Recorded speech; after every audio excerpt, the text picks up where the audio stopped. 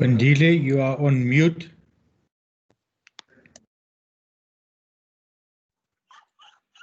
Thank you. Wow. Wow. Okay. I will start over again. Sun Bonani. Doctor's energy was like insane, guys. I'm sorry. I'm still trying to work out this virtual platform thing. I'm also struggling with um IT information, whatever, doesn't matter. Welcome to every single female and every gentleman out here. I hope you guys are ready to learn, learn and grow with us as we celebrate women in mining, iconic women who have made headstones in mining.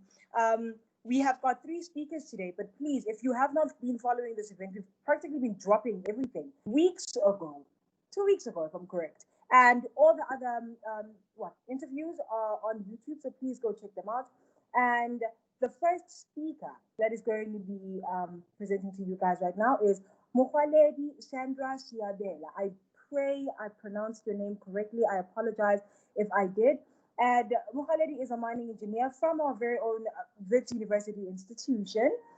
She was born and bred in a rural village just outside Polokwane in Limpopo, and she holds a number of academic accolades both in high school and university, and she's a current Golden Key member, something I hope I will see one day at Wits. She is the youngest person to win the Standard Bank Rising Star Awards in the mining and minerals category. She's the chairperson of Wits University Mining Engineers Association, that's WUMIA. And that is in the Northern Cape branch, which assists with financial support for needy international women in mining, for needy mining engineering students at the University of the Witwatersrand. Sandra represents international women in mining as a speaker in international mining conferences in Dubai and Switzerland in 2019. She has experience in open cast and underground coal mining, as well as open pit iron ore mining. She is a mother to a very beautiful, smart, and curious girl who wants to be an explorer when she grows up. She is a lover of outdoor adventure, enjoys her time in the kitchen, and reading books. So, without further ado, can we please introduce our first speaker, Mokwaledi Sandra Siabela.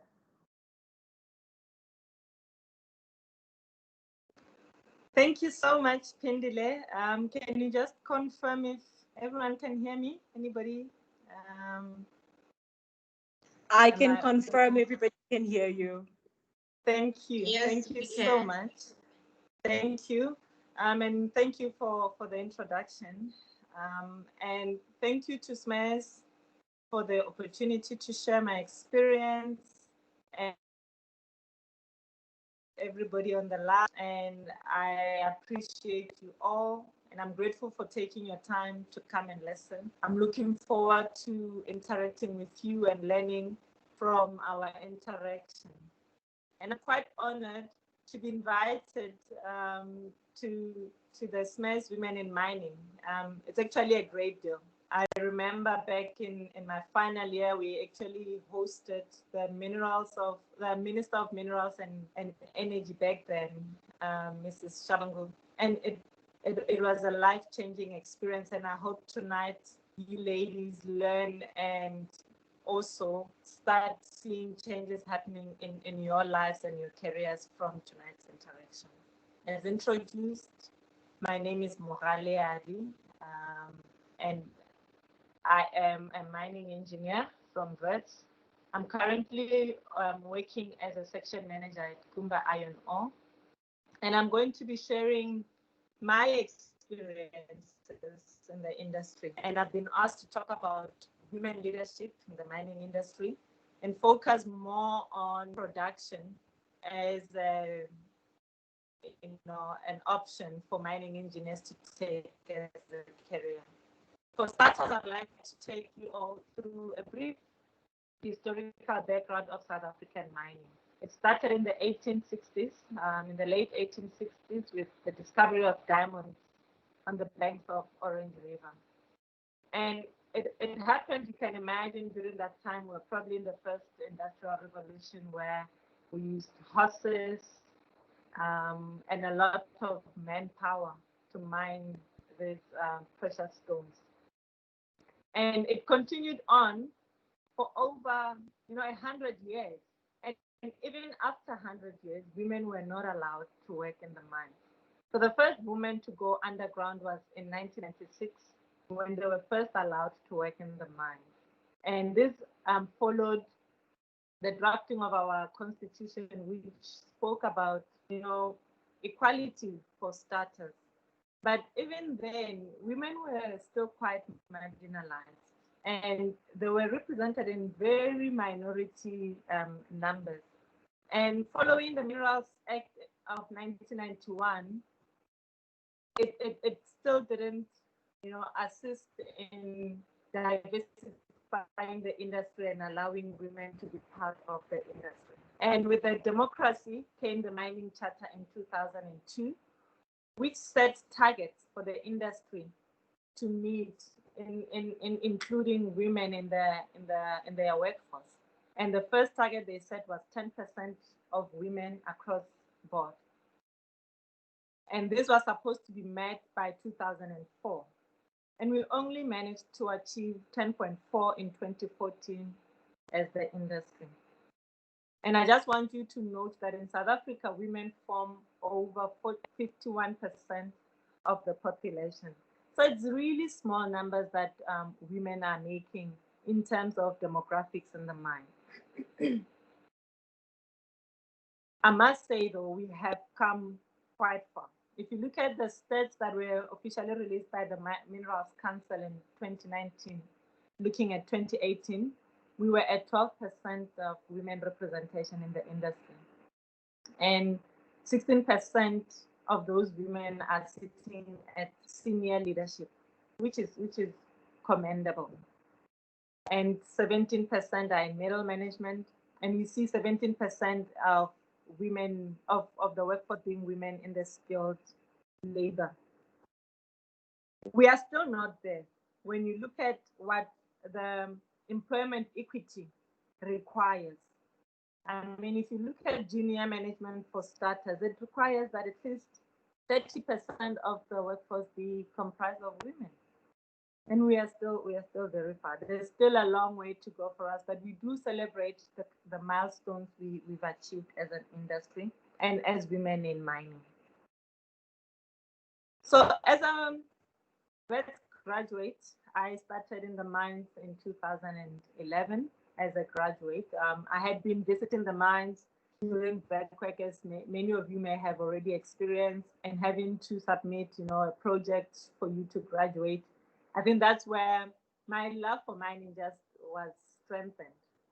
And if I can share a story of my very first experience on a drag line, I met this old operator who told me when he first saw me and as I was introduced as a graduate to tell me that women in his culture, he was an old Xhosa man, women in his culture belong in the kitchen. And lucky for me, the drag line does have a kitchen. So I asked him what women in his culture do in the kitchen. And then he said they make coffee. And I did what women do. I went into the kitchen and made him coffee. And that's what I would do every day as I got to the drag line. And that kind of bought me a spot in the cab for me to complete my project. I was able to have conversations with him. I was able for the rest of the shift to continue with my project and to observe and to learn. So the reason why I'm sharing this story is just to tell you how far we have come, and as well to be smart about how you navigate around some of the hurdles you will come across as a woman in mining. And I think it's important to listen and learn. When you start up, there's very little that you actually know. It's all and good to have a degree from, as we call it, the Harvard of Africa, but it is important that when you start up, put your degree aside and you start listening and learning. You need to listen so well that you hear things that people are not even going to tell you. You hear things that you need to know, but they won't say them in words. Listen and learn from the very first person you meet as you enter the mine. That will set you up for success in your career. And it has worked for me. when you listen and you learn from everybody, it quickly gives you an overview of what is actually happening on the mind, who's doing what, and you can position yourself looking at what is actually going on. And it is important to focus on personal development. And personal development is fortunately something that is within your control. It's one of those few things that you're going to have full control over as you start up. And what I'm talking about here is thinking about what you are good at, knowing yourself, knowing what you are not good at, and strengthening your weaknesses so that they do not interfere with your career development. So what personal development has actually done for me is it has enabled me to remain genuine, to remain who I truly am at my core essence. So I'm not trying to become someone else because I've taken some time to find out who I really am and what are my strengths, what are my weaknesses. And that you could please mute.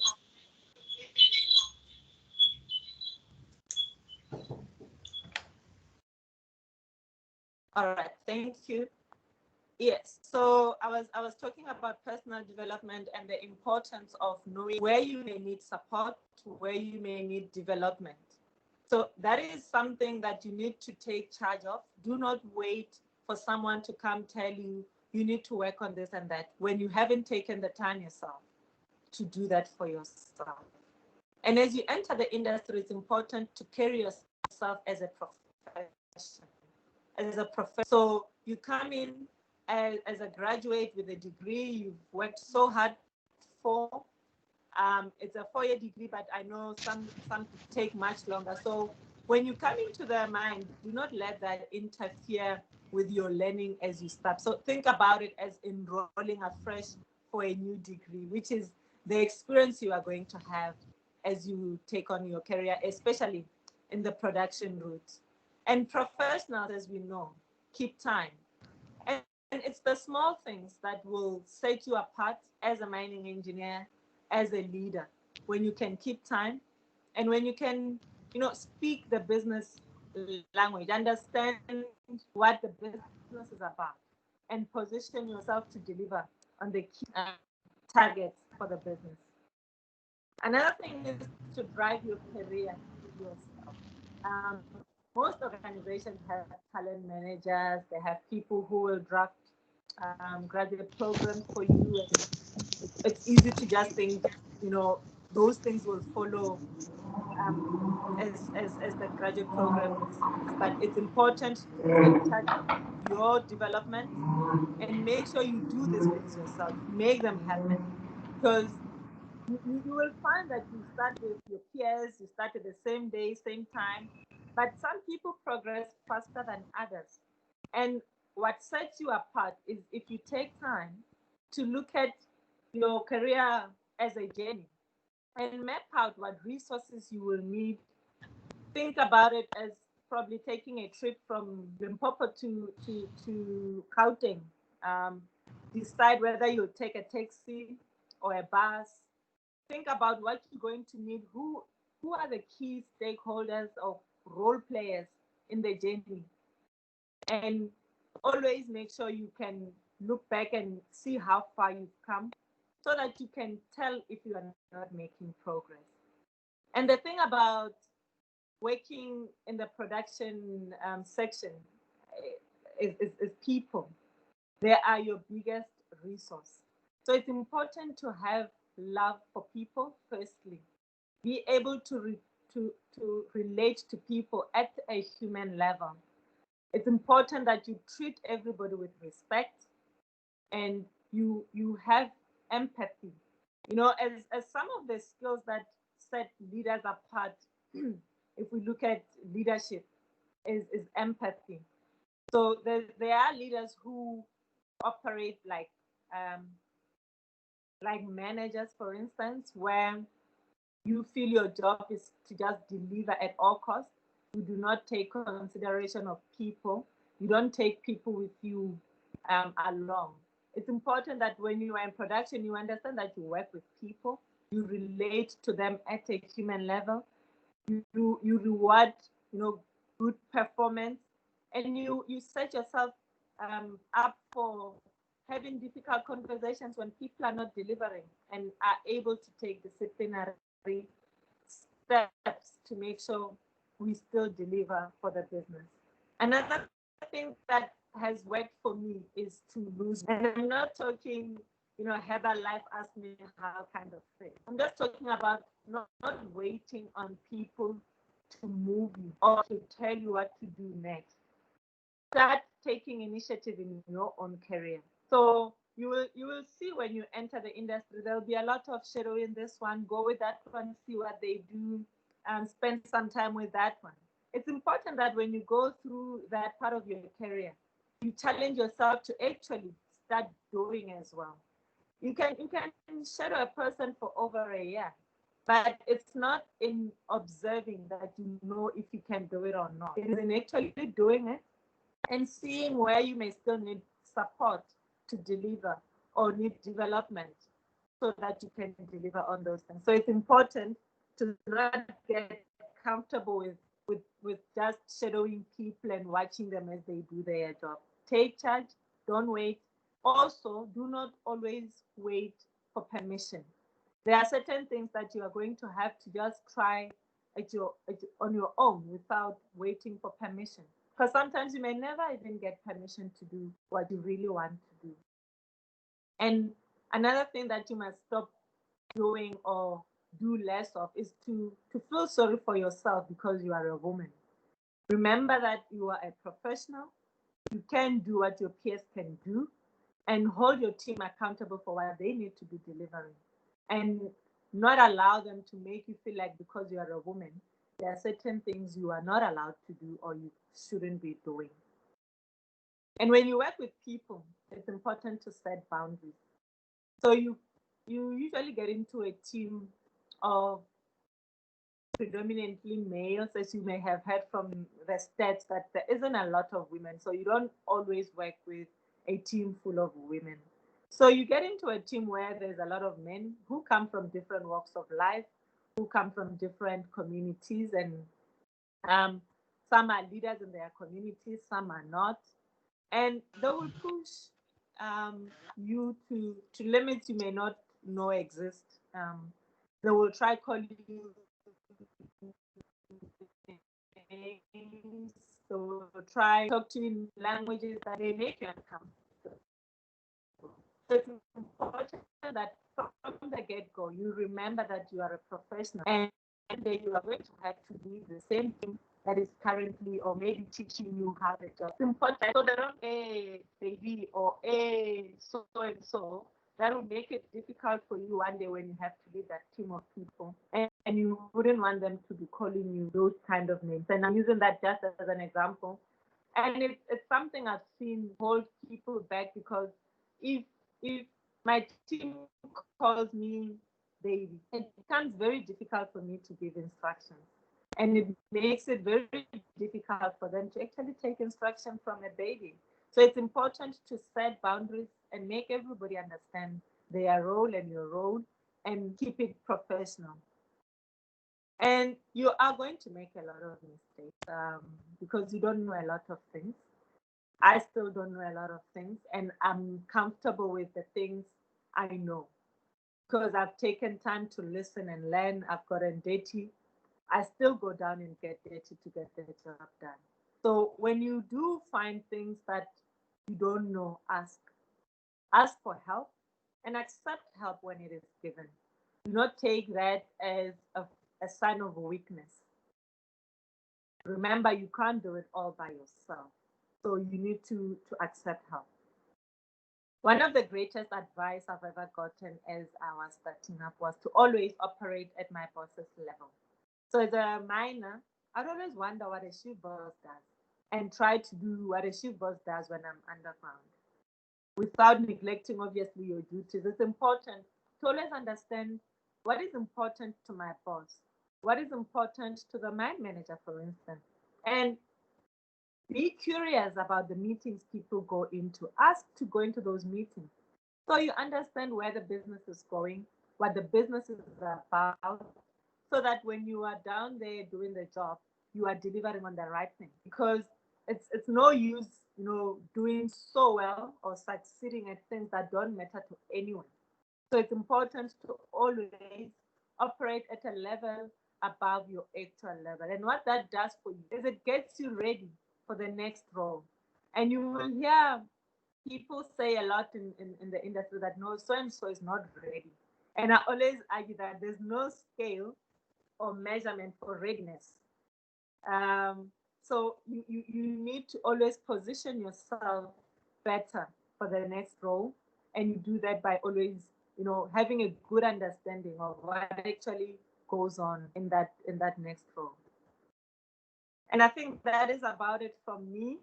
I look forward to your questions and answering your questions and learning from what you think the industry is about and other people's experiences. I understand we may have people who are already in the industry on the line who'd like to share their experiences. Thank you very much, Kimberly.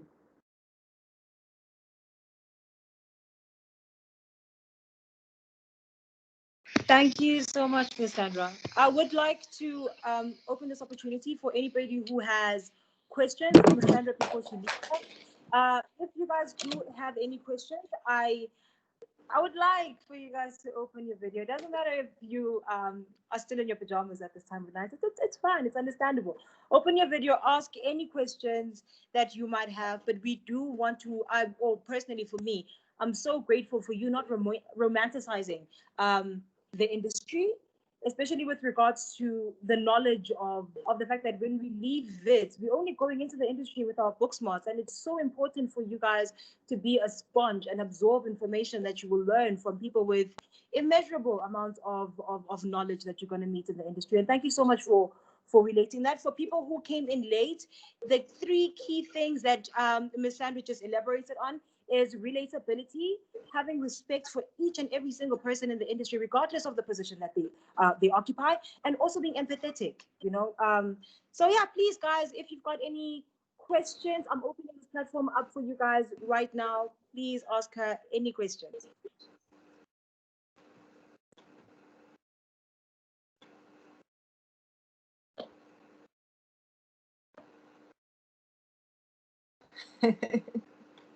guys, any questions? Any questions at all? No need to raise your hand. You can literally just go on and ask a question.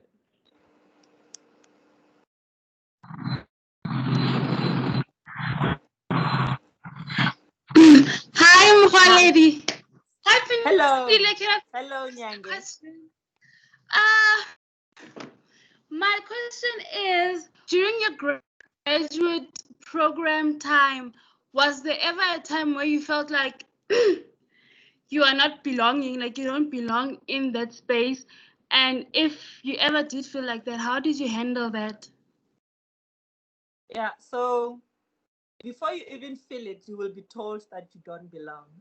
So as I said in the beginning, I was told I do not belong in the drag line because women don't work in the mines, they work in the kitchen. So how you deal with it is to firstly affirm yourself. You know you are not at the wrong place. You know why you are there, and have a conversation. But if you understand how I dealt with the gentleman who wanted me to make coffee, I did that so that I can safely take up my space. And it's actually a question of diversity. So he was obviously not comfortable with working with women, but I wasn't going to start having that conversation with him. So it's important to understand when to start certain conversations with whom, and which battles are you going to choose to fight. So the first battle you need to fight is if you start feeling that you do not belong, because that is yourself. You make yourself feel that way. It's important to work on that as an individual to make yourself feel you belong. And then it makes it easier for you to deal with those who are going to actually make it clear that they don't want to work with you and tell you that you don't belong there. I hope that answers your question, Yanni. Yes, it does. Thank you so much. Thank you. Thank you.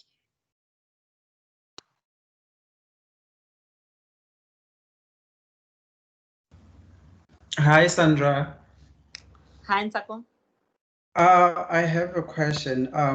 You mentioned that women or maybe everyone in general should start taking initiative, and they should not always wait for permission. So I want to know, to what degree should I not always wait for a permission? Because in some instance, I might do thing and then you find that I wasn't supposed to do that. So to what degree should I not wait for like a permission to be given to me so that I take an initiative on my own?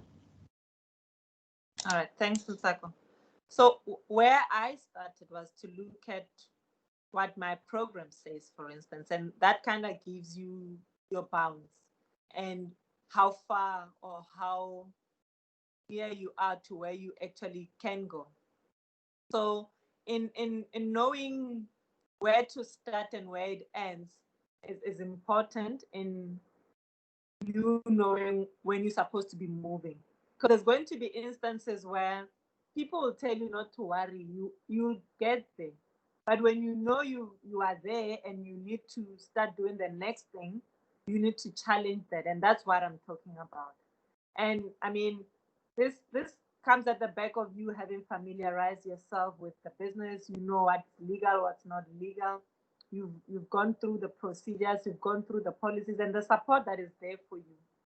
And you do this in line with that journey I was talking about, to say if you set yourself up to travel from Limpopo to Gauteng, you are not going to stop in Mpumalanga and wait for someone to tell you, okay, now it's time to proceed to Gauteng, when you know you weren't supposed to have detoured to Mpumalanga in the first place. So it's important that when you do get detours along your career, you still navigate back to where you need to go, even when people feel you're not supposed to be going there.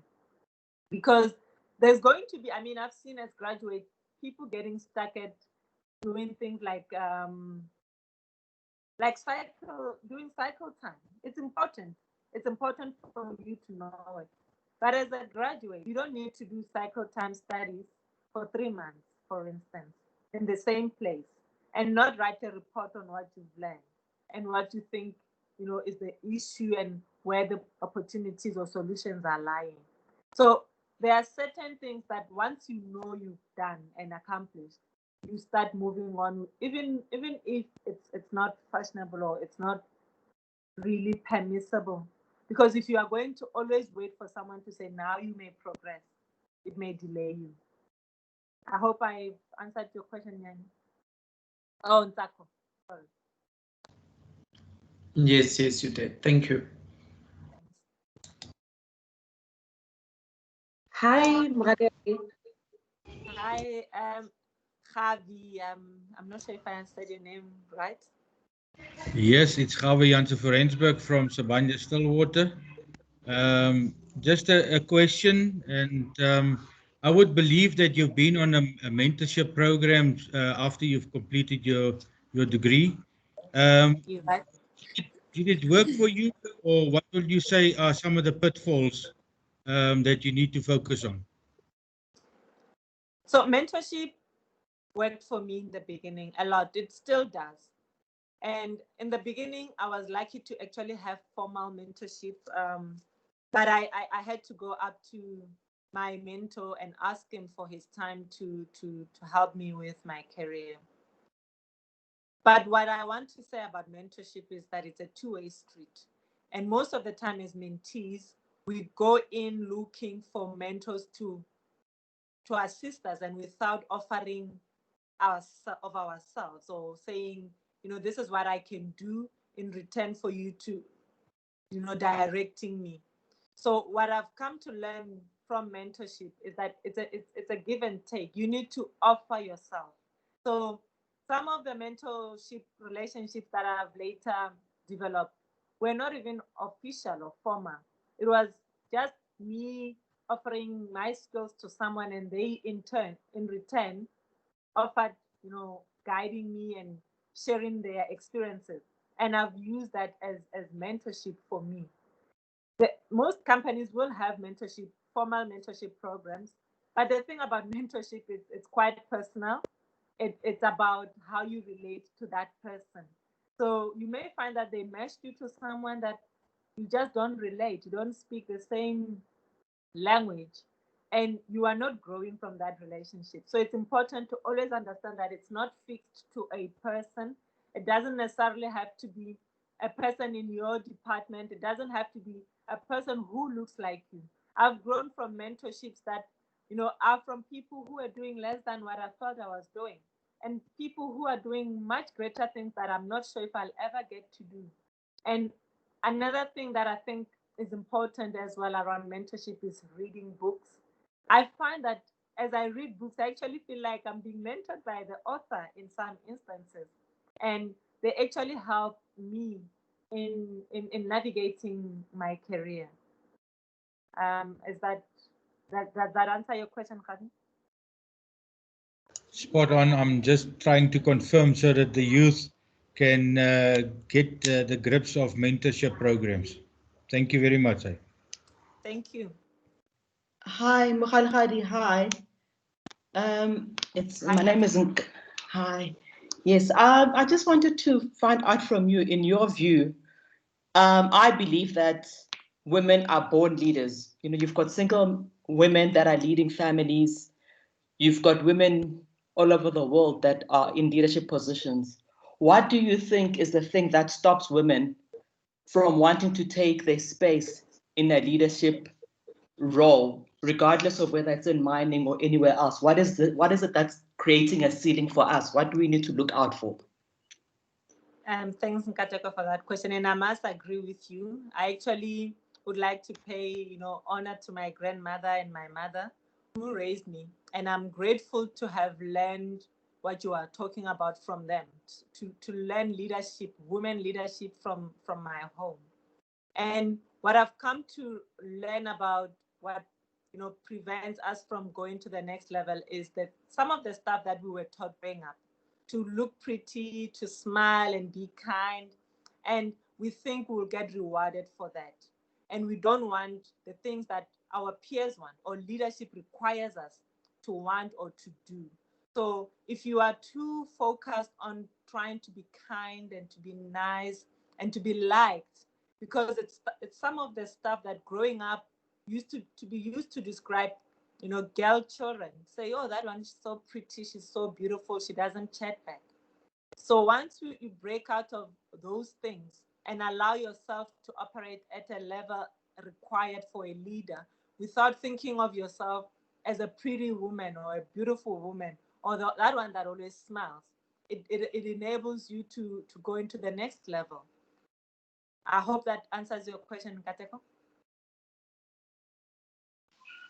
Yes, it does. Thank you very much. Thank you. Okay, Sandra. Hello. Okay, who's speaking? Hi, Nomncebo. Hello, my name is Nomsa. Can we go with Nomncebo first? Okay, thanks. Sandra, thank you. With your years of experience within the mining space, I just want to know from you where you've seen or noticed gaps within the industry, not necessarily just in production, because many of us within the mining space think that we can only succeed and climb the ladder via the production route in the mining space. So where have you picked up gaps where mainly with just the focus on women, where women can actually take up space and shine as leaders?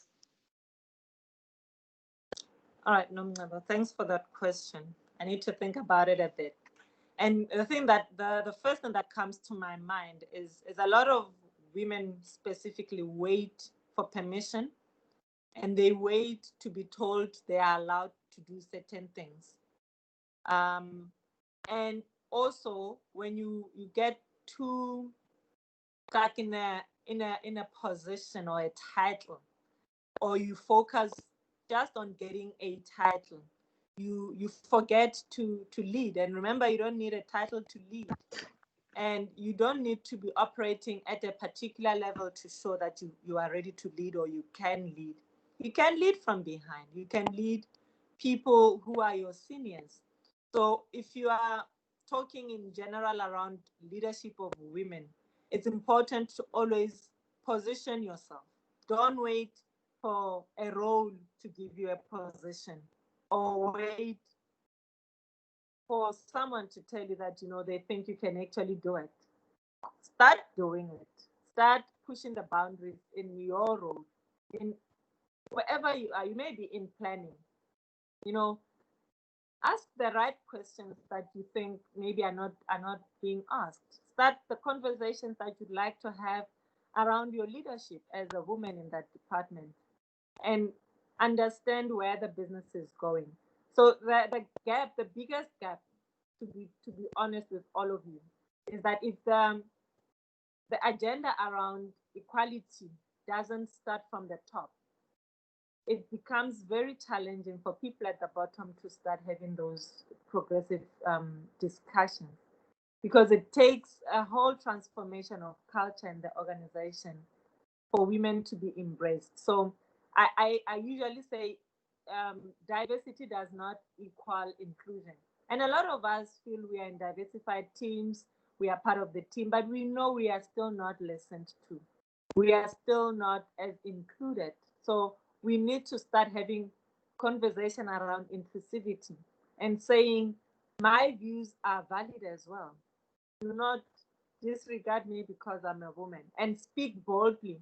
So what also deters women is apologizing. And we apologize for things we haven't even done. So before you start a question, you'll hear a person saying, I'm sorry, can I ask? Why are you asking for permission to ask a question? Allow yourself, because when you ask all the time, the quickest answer you most likely to get is a no. So affirm yourself, affirm your views, and start speaking with confidence. I hope that answers your question, Nomema. Partly. All right. You can maybe have Sandra. a conversation around it so I understand it. Yeah, I'm so because sorry, what guys. okay, no problem. It's fine. We can catch it at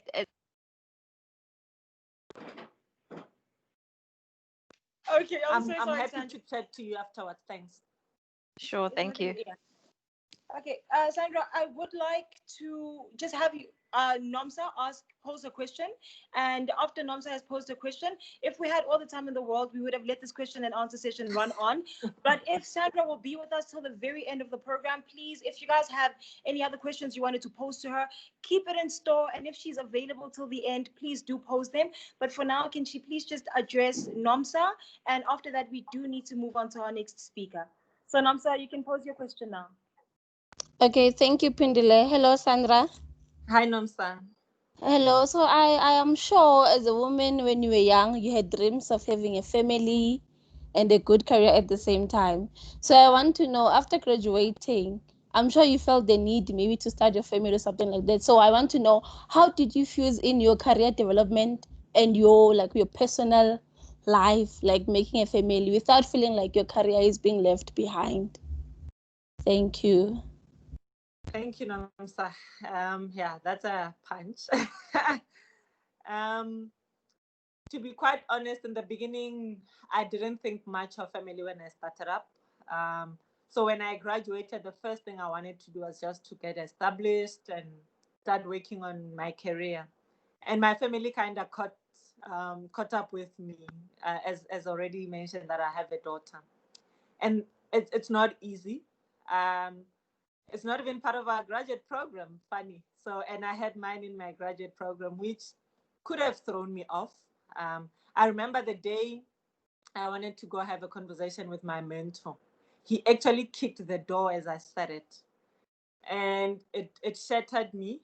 Because for a moment I thought, oh, I just messed up my career.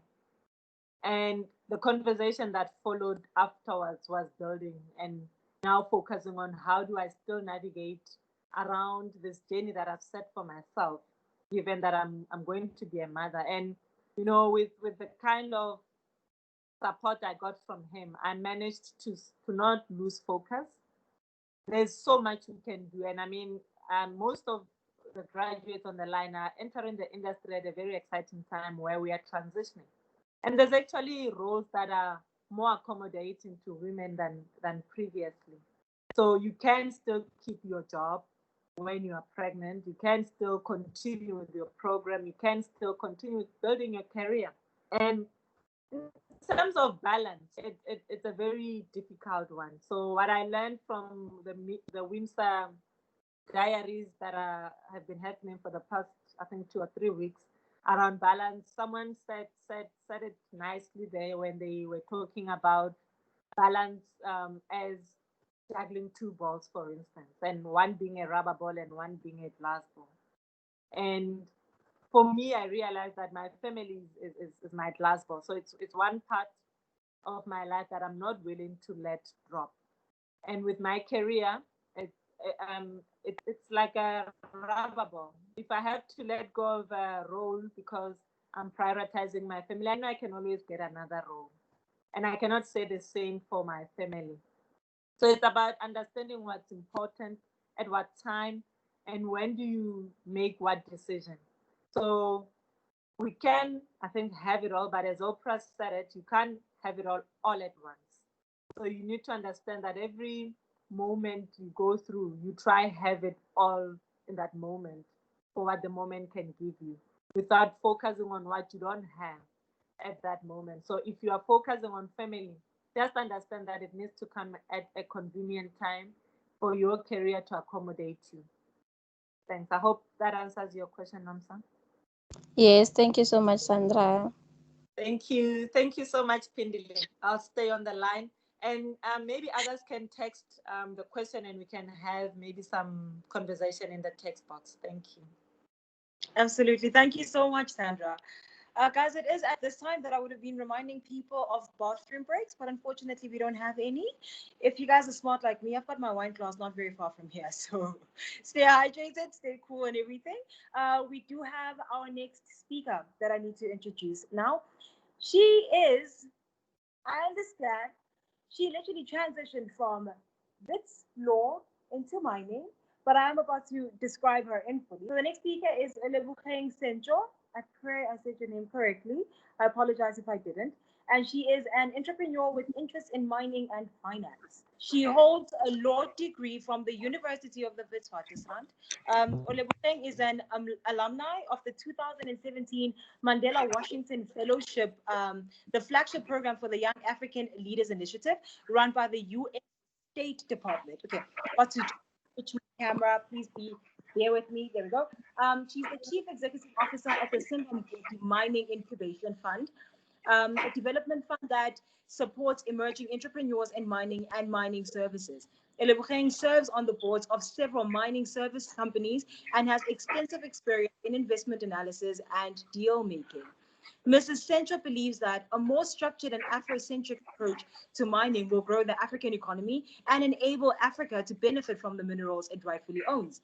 Serving as the finance champion of the Deputy Minister of Mineral Resources Technical Secretariat, I hope I said that right, for the evolution of funding models for junior miners in South Africa. Lebogang has both the technical and financial knowledge of the intricacies of funding junior miners. Her law background gives her a unique edge as it allows her to structure deals with precision, cognizant in mining, law, and finance. Guys, I promise you, she is, I can see you over there. You are, my word. I am literally listing the list of things you have over here. She has addressed women in mining conferences from 22nd to the 24th February 2017. She has spoken in landfill symposiums, medays, conferences, women in mining conferences galore, quarrying conferences, and one woman in mining conference all the way in Botswana. So you are sought after, and thank you so much for giving us your time and allowing us to just pick your brain a little bit. So without further ado, guys, I'm not going to delay you. Elobukhen, you can take it. Oh wow. Hello everybody. Hey guys, this won't let me list my MSc in mining engineering, specializing in mineral economics. I can say why. Degree, guys, can you believe this is doing this to me? But like, can you believe it? But thank you so much for that incredible welcome. I'm so honored every single time I'm blessed enough to do something for the women at Smith. I feel so honored and so blessed. I see so many of you guys on campus. You're so beautiful. Oh my gosh, Bonandi Pa. Oh my gosh. Oh my gosh. I'm so honored to be here, and I'm so grateful that you guys picked me to be your second speaker on this, what they call the inspirational segment, And now for me, inspiration usually comes from the most trying times of our lives. I wasn't a native of mining. So, I didn't start with an undergrad in mining engineering. I started with an undergrad in law. And when I got into mining, everybody undermined me because I didn't have my undergrad in engineering. And I want you guys to know that I don't speak from the perspective of someone who wants to be employed in the sector. I speak from the perspective of someone who wants to be an employer in the sector. And I think that that's a lot of you. And I also think that a lot of you want to feel like you have control over your careers. And that is how I was able to retain some sort of control over my career, because I didn't want to be at the mercy of people who looked at my CV and judged me by a credit record that didn't accurately reflect my potential. For me, my potential was inherent, and only I had access to how it was going to be fulfilled. So to a very large extent, when we speak about the sector, we always speak about it from an employment side. How do you become employable? How do you become the best employee? I don't know.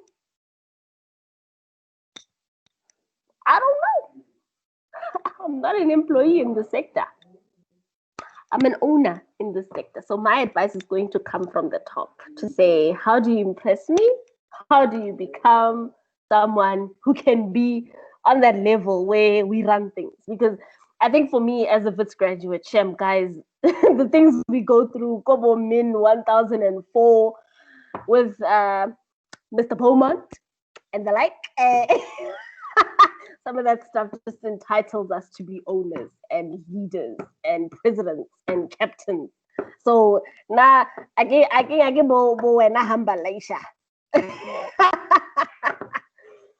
So my journey in mining began because I got fired from law. Law literally kicked me out, and they said, sister, it's a lot. You're way too much. Can't deal with you. You wear bright colors. You speak like you're in a shebeen. It's a lot, and I figured, what do I do? They say I speak like I'm in a shebeen. I wear bright colors. Where can I go? And obviously mining was the right choice. My husband actually said to me that, he wouldn't like me to be depressed and dejected within the household. He would like me to do something productive. At the time, we were living on a mine. So he said to me, take a walk around and see what you can do in terms of being economically productive. I took a walk around. I didn't see anything until I noticed a very ridiculous pile that had steel balls in it and rocks. And I was like, but why? Why are these things mixed? And he said, no, that's from the mills. And I was like, okay, why don't they separate the two? And he's like, look at you got a business idea. And hence began my very first business. It was called Yabo Mining. Yabo Mining became very successful. We were able to recover grinding media from 5 separate operations. We grew into the tailing space, and I subsequently sold the business to a wonderful larger company. And I was able to start the Simamgodi Mining Incubation Fund. When I started the first company, I was unable to find funding, and I thought to myself, I really don't want anyone else to go through this. And from the perspective of someone who is looking to complete their mining degree, I think it's very, very difficult to start conceptualizing some of these things while you are studying, because you're thinking to yourself, I'm studying this hard, I'll get a job, I'll work. But for a lot of people, that's not the case. For a lot of people, this industry represents the end of a career, not the beginning, because it's a hostile environment. You're underground with men, often men who feel women are inferior, often men who feel women are sexual objects, often men who feel women do not belong underground, and they undermine us. My mentor, the wonderful Ndate Mike Deke, once said to me, "Olebogeng, you are to stop walking into the mining sector like a black woman. You are to walk in like a white man." And I said, "What?" And he said, "Walk in like a white man. Walk in like you know everything, like you have everything, like you want everything, and like you're going to get everything." And I said, "What good is that going to do me?" And he said, "Well, if you feel that way, I'm guessing other people around you will be able to echo the sentiment." And what I found is that, one, his advice actually worked, but to actually get myself to a point of believing everything he said was a very difficult journey, because I had a lot of obstacles to overcome in my journey into the sector. Like I said, I started in law. I only did my MSc last year. Feeling all special and all, first year like doing my MSc, but to get into my MSc was a mission in itself. I mean, I didn't have an undergrad in the mining sector. I had to prove myself through various forms to say, guys, I'm worthy of this. I've been in this sector. I'm starting to speak the language. I'm starting to understand how we get things right in this sector. And the passion for the sector was a pivotal point in my journey, and it was a pivotal turning point where I realized that this is the only place where I want to be. So if I'm going to be here, I'm going to make myself very comfortable. It comes down to what you are able to harness from within yourself in terms of the career that you want. A lot of us study things that we perhaps might not be passionate about, but that we're perhaps really good at. But I implore you to find passion in what you do, because once you find the passion, nothing can stop you. No matter how broke you are, you just keep going. And financial strife is always going to be a factor in the life of a mine owner, because it takes, for some people, it took 25 years to own a mine. For others, it took 10. But it takes time, because mining is not a sprint. It's a marathon. It takes time. You got to learn the ropes. And when you get to where I am, you'll realize that sometimes the mining engineer in you is unable to communicate with the financiers, which is why I did what I was able to do, which is to make sure that I found a place where miners and financiers could speak the same language. The assimilation of those two skill sets is something of a marvel, and I'm surprised that people have been able to do it so long without understanding where one another was coming from. Where the miners were saying, look, we want to sink the shaft, we want to sink it well, we want to make sure that this mine is as efficient as possible. And the financiers are saying, no, we want to see this mine cash positive in the next 24 months. And the shaft sinkers are like, but dude, we're not trying to be productive in 18 months. We're trying to be productive in like 48 months. Right now, we just want to sink our shaft. So it's been a very interesting journey for me in trying to sort of build a language where financiers and miners can come together and sort of speak to one another, not at one another. I'm incredibly excited by the sector, especially by the women in this room, because I know you guys are going to be such firecrackers. The generations before us, unfortunately, were very scared of the industry that they are in. They wanted to be in the industry, but it wasn't a place where you could thrive. It was a place where you could go after you completed your degree. But I think in the next couple of years, as the junior miners start to muscle the majors out, it is the time for the Black female mine owner. And I'm so excited to see who's going to emerge as the powerhouse, who's going to say, look, I know everything there is to know about mine ownership, and emerge victorious. They said I must have an inspirational message for you guys. And I think that my message is quite simple, to say, I think that as women in mining, especially women in mining from this, I think that you need to start accepting that you are destined for greatness. In life, we're generally allotted two paths: greatness and happiness. Happiness is easy. Happiness is very easy. Find the man you love, fall in love, have babies. Life happens. You become happy. Greatness is another thing. Greatness takes sweat, pain, sleepless nights. Poverty is usually involved in the journey towards greatness, and also a tremendous amount of sacrifice. And I think previous generations were happy to be employees at the majors, but I don't think this generation is willing to settle for that. We're not a bunch of settlers. And I've seen a lot of you guys in the library literally going pound for pound with those massive journals. And I've seen some of you in those examination rooms looking like you could put fire to your papers. I don't think we're a generation of mine employees. I think we're a generation of mine owners. And I want to see us come through that. And I want SMF to be at the forefront of building that. SMF has gone through a transformation in itself. Nobody would support us because, we were a bunch of youngsters who wanted risk financing for mining exploration. And as the model evolved and as we were able to draw in more technical partners, we became a more credible group of people. And to that end, I was able to sort of start changing hearts and minds and saying, look, you cannot have an inappropriate risk appetite for the type of mineralization that South Africa has. You need to have the requisite risk appetite, which is a robust one.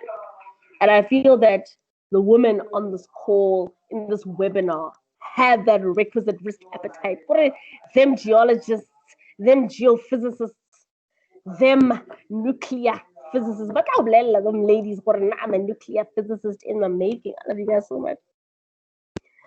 In this West Campus, and seeing all of you tell me things about who you want to be. I miss campus, and I'm so inspired by all of you. I'm so tremendously drawn in by so many of you and what you guys have been able to achieve and what you guys have been able to attain within your own specific spaces. So I think for me, the motivational message is that I'm happy to be speaking to a room full of mine owners. Many of you will go into formal employment in the mining sector, and I wish you well. I wish you prosperity, and I sincerely wish you the grit, that is requisite in this industry. But to the lot of you who are gonna go into mine ownership bravely, and I know it's gonna probably be like 2 or 3 who are gonna be brave enough to tackle the sector in that direction, I wish you the best of luck.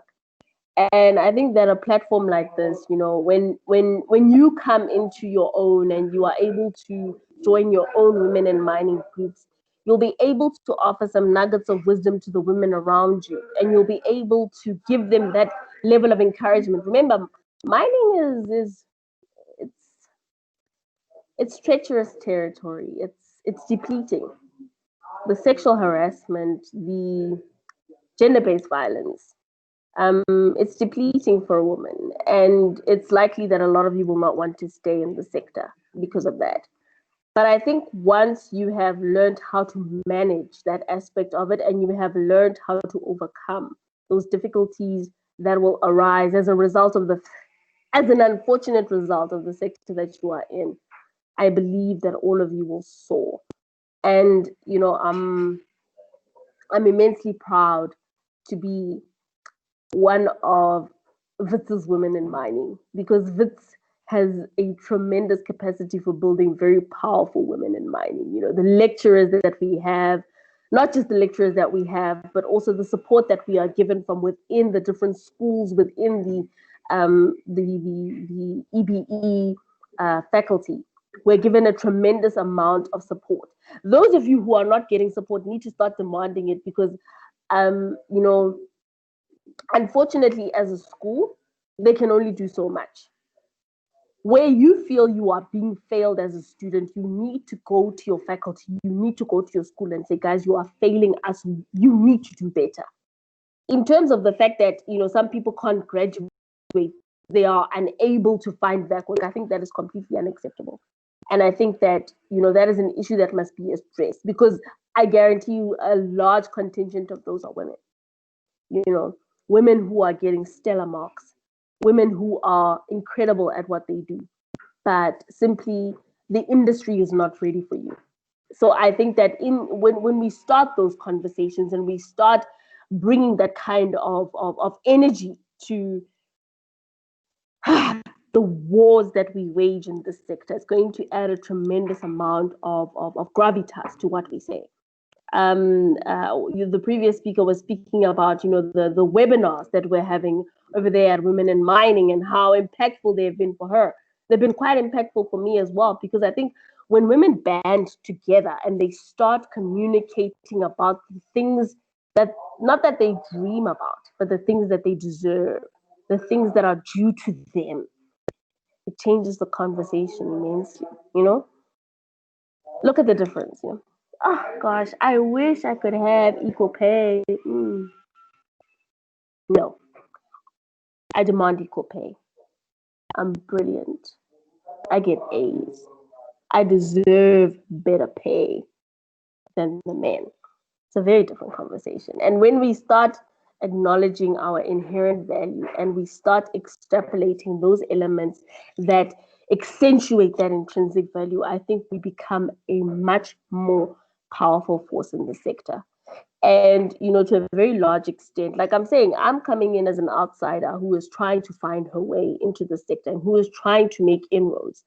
I believe that when we start changing those fundamental questions and we start finding our own paths, we'll be able to draw a tremendous amount of strength, not only from our own mandate, but also from each other, because we will be united in our quest for a better mining industry for women.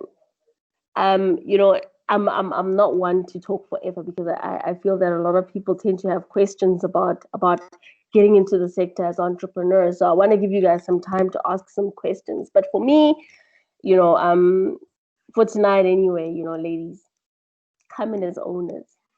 Come in as owners. I want to see y'all owning mines. Everybody hashtag ladies with minds, girls with minds. Let's look at girls with mercs, because that's about girls with mercs. So let's go in. Let's go in as girls with minds. Thank you. Yo, vibe. Why you are such a vibe? I felt attacked when you started speaking about Min 1000. Please don't do that. Please don't do that. Guys, I'm gonna open the platform up for questions. Please, let's just be concise with what you want to ask, and the question session is going to close at 6:20. So for the next 19 minutes, you guys have we'll pick a break.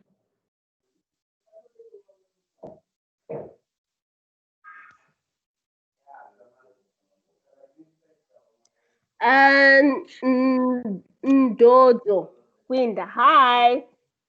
Hi. Thank you for your motivation, and I'm really inspired. So since we are fighting against gender-based violence in our country at the moment, and you did mention the fact that in the mining industry, there's still men who still view us as sex objects, who makes us feel like we don't belong, who actually undermine us. So how did you actually overcome that? How did you get people to respect you without feeling intimidated and scared? How did you raise your voice to get where you are as an entrepreneur? Like, I just want to understand, and please just share with us your experience based on that. Yeah, thank you. Thank you so much for that question, and I think it's such an important one. Unfortunately, I didn't go in knowing some of these things. So I was a victim of a lot of sexual harassment going in. I was a victim of a lot of, unwelcome advances until my mentor said to me, "Olebogeng, you teach people how to treat you. When you stop accepting those unwelcome advances and you stop accepting those catcalls and you stop accepting those unwelcome touches, that is when men will understand that you are a no-go zone. As a woman, you need to make sure that in the workplace you find yourself, you say no outright. You never, ever, ever allow the situation to escalate because maybe he didn't mean it, maybe I got it wrong or whatever. That is never acceptable. That is never within the realm of acceptability. He should not talk to you like you are a sexual object. He should not treat you like you're a sexual object. You are not there to please him. You are there to work for your money. And anytime a man undermines your mandate, you are to check him on every level, even if he is your boss. In fact, this is what I found is the most effective. Call his boss and say, I would like to schedule a meeting with my immediate boss and his immediate superior to address this behavior. And you need to be brave because the immediate and overwhelming emotion is that, oh my gosh, I might lose my job. Would you rather keep your job or be a victim of gender-based violence, ladies? We're trying to stop a trend. So you need to pick which side of the battle you're on. If you want to keep your job, keep your job. But if you want to stop gender-based violence, you have to stand up for yourself right then and there and say, I am not accessible at this level. I am not a sexual object.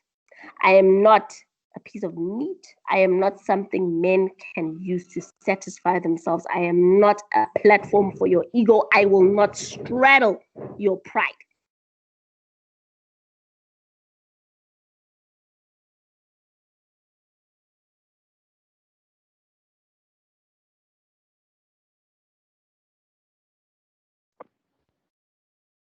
All right, guys, I'm sorry. It looks like we lost her. Olebogeng, are you still there? I'm still here. Someone kicked me out. I was like, what? And I was on fire. Please. But I genuinely hope that helped. Ladies, you have to address it at every point. You can't keep quiet. You can't act different. Do not change the way you dress. Do not change the way you talk. Do not change your approach. It's not about you. It's about them. They are the problem. So please make sure that whatever it is that you do not internalize their misgivings. You do not internalize their inability to deal with your fabulousness. I hope that answers your question. Let me see who else is handing up. Did, and thank you. You're welcome. Princess, hi. Hi. How are you? Sharp. So thanks. So my question actually relates to the question. One of the biggest lessons I've learned in the digital series is that one needs to build their brand, and in building our brand, the only way that we as women we can fight issues like the pay gap is if we speak with the same voice and all of that. Now my problem is that how do I say what I want to say, and how do I go about my career being the assertive being that I am, being the emotional being that I am, without being disregarded as being all of that what I am because I'm a woman. And another thing is that with the sexual harassment thing, how do I say that I am here to work, I'm here to do my job, I am here to learn from you without them feeling, I don't know how to put it out, but I had to look like that, and unfortunately I ended up having to switch supervisors because I was scared of reporting him. So I didn't want to go about it without being. I hope my question was clear. Yeah, your question was very clear, and I think that your passion speaks for itself. As women in mining, we will always be muzzled by that. You're too emotional, you're too loud, you're too passionate, you're a troublemaker. Those are issues of deflection. You can't be fired for being too emotional. You can't be fired for being too loud. You can't be fired for being too passionate about an issue you believe in. What you can be fired for is incompetence. So make sure you're the best at your job, and make sure that when you make points about the things that you want, you are making them from a place of power. And how to make them from a place of power is to always make sure that you are doing the best job that you possibly can. The best job that you possibly can.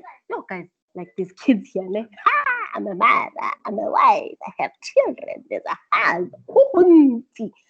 But I keep my mining voice the same. It's consistent, it's loud, it's passionate, it's overly emotional, it's overly passionate, it is disgusted, it is annoyed by the fact that the gender pay gap remains where it is. Unfortunately, a lot of women are frightened to utilize that passionate emotional voice because they're scared that they'll get fired. They can't fire you for that. Just so you know, they cannot fire you for that. They can fire you for incompetence. So make sure that you're the best at your job. And if you're the best at your job, you can say whatever you want, and don't feel that they won't promote me if I say something. Imagine how incredibly painful it is not to say something and to remain at that low pay gap for like 20 years. If that's who you want to be, then by all means. But for me, I don't think that remaining silent is an avenue we can pursue anymore. So please maintain that passion, maintain that fire, maintain that lust for a fruitful mining life. Please, guys, in your work sectors, a lot of you will be in these big mines, a lot of you will be underground, make your voices heard. Learn your lessons, but keep your voice. Keep your voice loud, keep your voice clear, articulate. Every single time, make sure that your work is impeccable. I think that's probably how I've managed to do it, is that my work stays impeccable. So every single time I speak, it's difficult for them to ignore me because they know that I am exactly who I say I am. I do not oversell myself.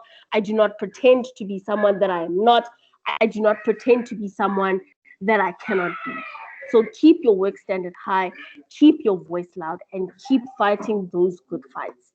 That's the best advice that I can give. Unfortunately, I speak from what I feel is a position of privilege because I've never actually been able to I've never been employed in the mining sector. I've always been an employer in the mining sector. So if you feel you are undermined as an employee, become an employer and give your ladies that kind of voice. Tandega, where did you go? Your hand was up. Why did you put it down? Hi, God. Ladies. I was looking at the time because we were given until 20 past 7. 20 past 8. I'll take one more question. No, I was about to just say, Guti, can you please just wrap it up with Tandega's last question? Yeah. Yeah, definitely. Hi, Tandega, how are you doing? I'm okay, and you? I'm fabulous, my darling. Okay. I don't know if this question has been addressed before because I had a problem with network, so I only joined the meeting later. But my concern is I follow a lot of graduates who are already in the industry, and most of them, not all of them, are actually complaining about how graduates are actually undermined. Like everyone is just having that mentality of saying graduate, they think they know better. Like everyone is just ready to drag down a graduate also. So how do we make sure that stereotype actually goes away, and how do we fight it actually being a new graduate in the mining industry? Because there's a lot of stereotype that goes around saying, yeah, graduate, they're too entitled, like they want to get more, less, all those type of stereotypes. So how do we overcome stereotypes? Thank you. All right, thank you so much for that amazing question. And I have to be honest, as graduates, we are entitled. Unfortunately, our degrees are not a mining education. Our degrees are an understanding of the technical mechanisms that make mines work. We legit do not know anything as mining graduates. And once we are able to absorb those lessons, I believe that our experience on the mines will be so much better. Your humility in the mining sector is going to be your saving grace. I can tell you now that men have worked for me who are 50 years plus, and their respect for me amplified by the fact that I am able to listen and take lessons. I am able to sit and say, Ntate Mokwele, talk to me. How does this work? How does this function? They appreciate that about you. It means you want to learn, because every ore body is different. No ore body is the same. Every set of geotechnics is different. Every reef is different. And you have to be able to understand that in that space, you are a novice and you do not know, because genuinely you do not know. You have a technical understanding of the theory, but you do not know the daily workings of how it operates.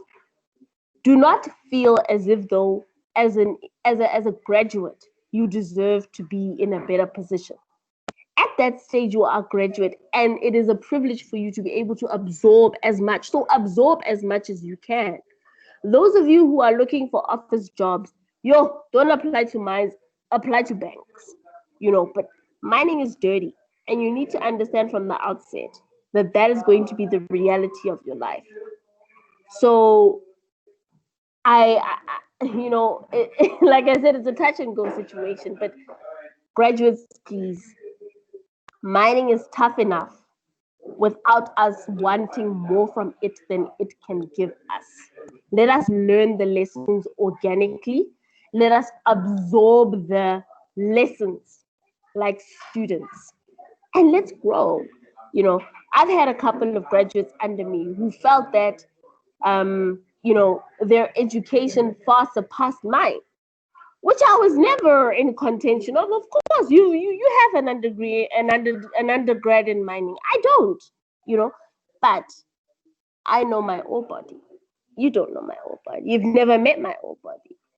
You're seeing it now for the first time on the geological models. You don't know the friability of the rock. Are you a rock engineer? Do you know when this rock crumbles? Do you know why these conditions are as such? So learn the lessons organically, guys. Don't fight the lessons. The lessons are not there to humiliate you. The lessons are there to make you better. And if you are able to absorb those lessons, I think you're a much better miner. Rejecting the lessons will, in fact, expose you to all of that undermining, and it'll make you feel out of place because you will constantly be sidelined. They'll say, this one thinks she knows too much. You can't fill an empty cup. I mean, you can't fill a full cup. So if you're always going to feel like a full cup in the mining sector, you're going to be treated like one, and you're going to be sidelined, and you're going to feel like you don't belong. So absorb, education is not monolithic. And in the mining sector, more specifically, you have to be teachable. So I implore you as graduates, please be teachable. Your degree means probably 3 things on the mine. It means you want to be there. It means you know the high level theory of what needs to happen. And that Wits trusts you to be in the sector. That's all. Beyond that, take the lessons. I hope that answers your question, Thandek. Yes, thank you so much. Thank you. Thank you so much, Leboheng. Thank you for giving us your time and allowing us to pick your brain. Thank you so much. You're welcome. You're welcome. Thank you so much, guys. Bye. All right, guys. So moving on to the last speaker, right? From one CEO going into yet another CEO. Lorraine, guys, I can't even. Sorry, Lebo, do you mind just muting your mic? Sure. Thank you. Okay, guys. Going into the last speaker, I genuinely can't even call her name just Lorraine. It's Mom Lorraine. This woman is phenomenal, honestly. From one CEO leading into yet another CEO, as I mentioned before. Mom Lorraine is the founder and chief executive, Add Leadership Talent, a leading Pan-African executive search and leadership development consulting firm. If you guys were there for the Miners Ball last year, she was also a speaker at the Miners Ball, and she was incredible. She even took the SMES committee out on just lunch, just to get to know us on a more interpersonal level. That's how phenomenal this woman is. She is also the founder and chairperson of Investments for African Women Holdings, as well as a member of the panel of senior experts, for the Industrial Development Corporation, IDC, providing holistic business support to their clients. She's worked for various multinational firms like Revlon, just to name a few. She has also spent some time at the Transnet Foundation as marketing and communications manager before setting up her first business in 2001. So when you're talking about like a true entrepreneur, she knows what that is like. Ms. Mphahlele was an executive coach at Change Partners, chief executive at Leaders Unlimited. Lorraine completed her O-levels at Waterford Kamhlaba United, I hope I said that right, World College of Southern Africa. She holds a social science degree from the University of Swaziland, MSc in Leadership and Change from Leeds Beckett University in the United Kingdom, and Business Management Diploma from Damelin Management School, there we go. Lorraine is a certified NLP coach, certified practitioner for timeline therapy and neuro-linguistic programming. As a mother, an African woman, a speaker, and an executive coach on holistic leadership development solutions, she has highly developed self-awareness and is committed to the development of talent in the African continent, in particular the youth and women. She truly believes that Africa is rich with cream of the crop talent. This talent has a role to play in the urgent development of a new generation of African leaders. And I do want to mention that she is not just speaking at the Women of Mining Conference just as a speaker, but this woman truly does embody what it is to be a woman in mining and to pioneer and bring women in mining into the mix. So, Ma'am Lorraine, if you do not mind, the platform is all yours. Good evening, everybody. Hello, hello, hello, hello. It's nice to see you again. Thank you for inviting me again. It's such an honor. I'm blown away by the two speakers that just came before me. My hope is renewed for the country. You know how I feel. I think I've shared with you my passion for young people. So these last two speakers, I'm dead, I'm finished. I'm like, okay, you guys are ready to run the world. You're ready to fix the country, but thank you so much. So I have just half an hour, so I will move very quickly because interestingly enough, they covered quite a bit of what I had to say, so which is really amazing. I mean, I'll get back to it later, but I will start with this quote right in front of us here. So my focus is preparing for the workplace, whether you work for yourself or you are employed. My focus in my coaching practice is self-leadership, so leading yourself. And I'll start with this quote from John Maxwell, where he says the first order of things is to change yourself. Because after you consider how difficult it is to change yourself, you will understand how difficult it is to change other people. So whatever institution you go into, whether socially or at work, there are other human beings there. And you must know how difficult it is to change other people. So your focus as a starting point will have to be to change yourself and continuously work on yourself. So when you do that, you will create self-awareness, and everything you do on the outer world is an absolute consequence of what is happening inside of you.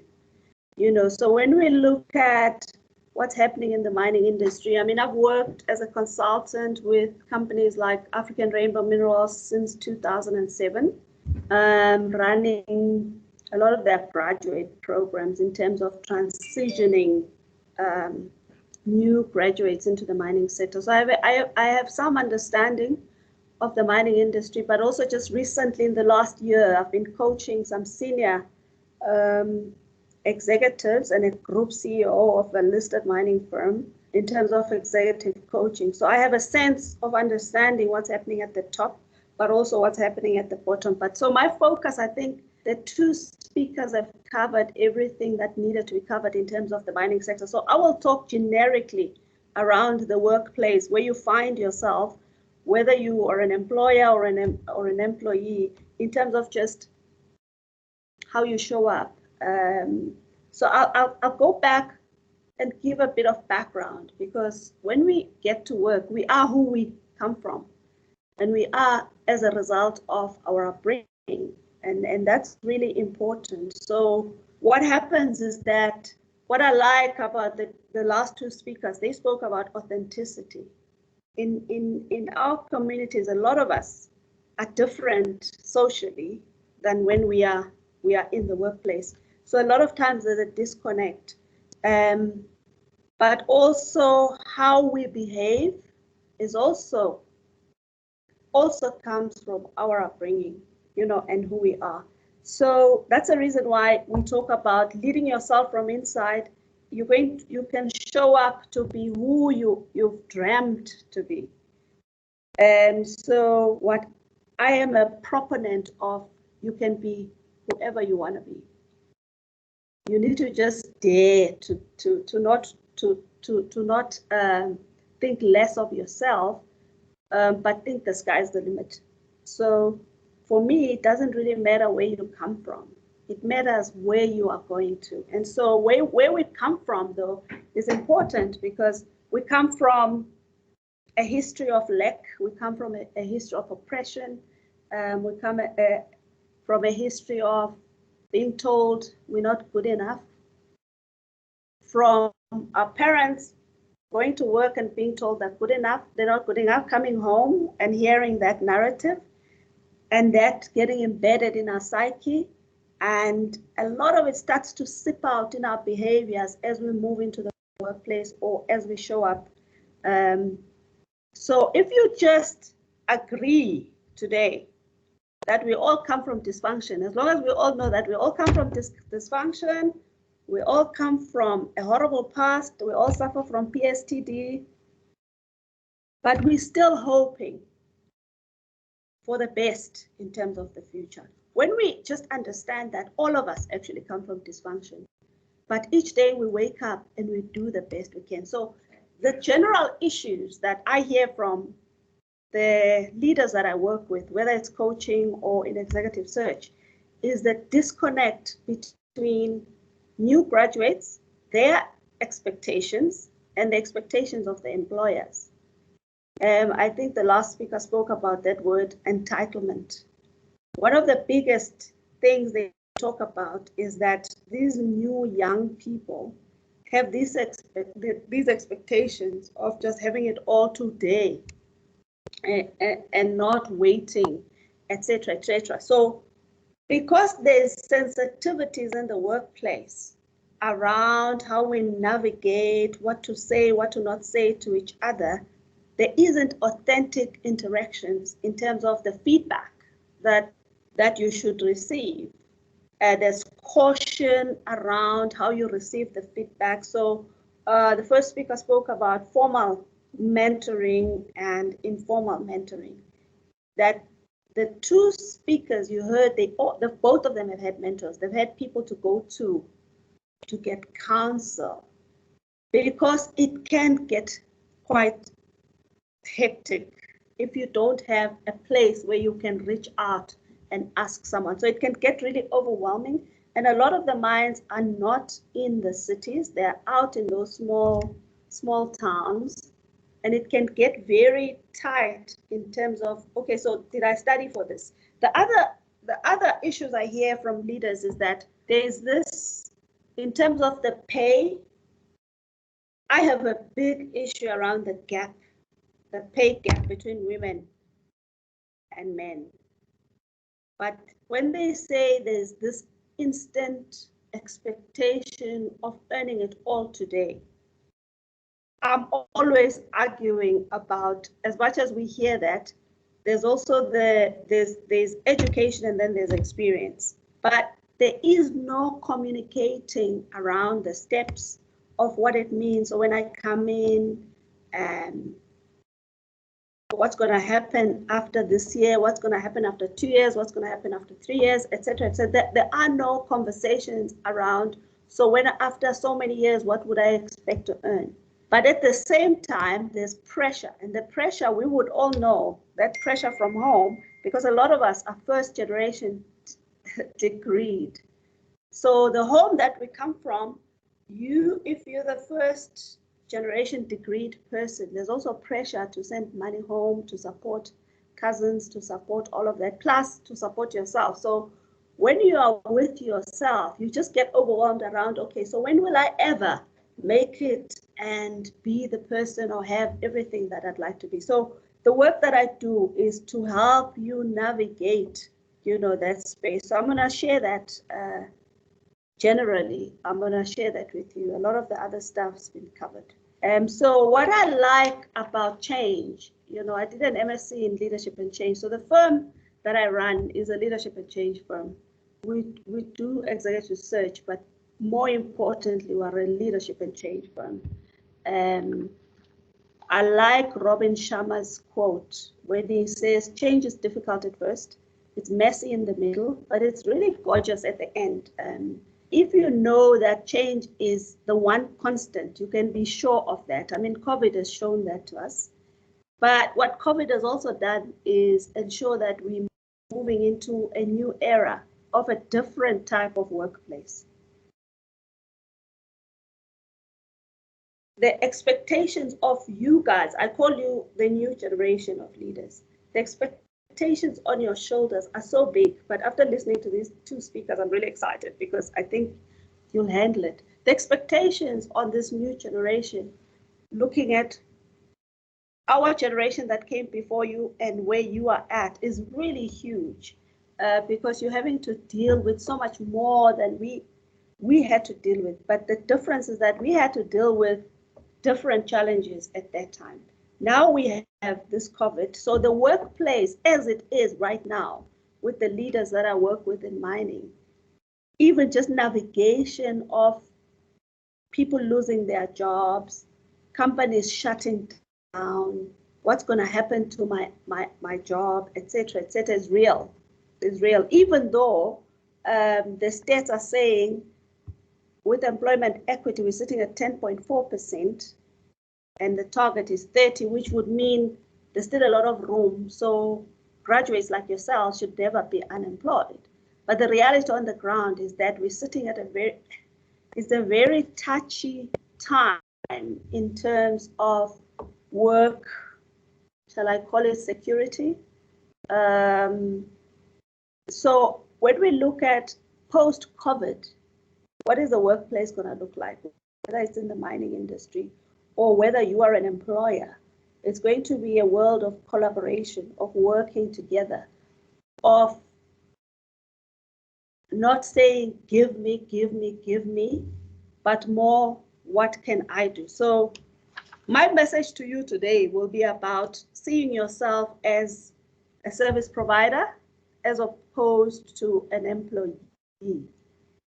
Whether you earn a salary in a place, if you package yourself as a service provider, if you just picture in your head, think of the organization as your client and see yourself as a service provider. We also post-COVID going into the world of work where just one job might not be enough. The second thing you need to do, you need to tap into your other gifts and your other talents, because the previous speaker spoke about passion. Even in mining, you might have the day job of mining, but you might be passionate about other things that you would want to do to diversify your income and your other skills. So when you see yourself as a service provider, you're coming in to provide a service. You are, even as you're going underground, you have in your head the business side.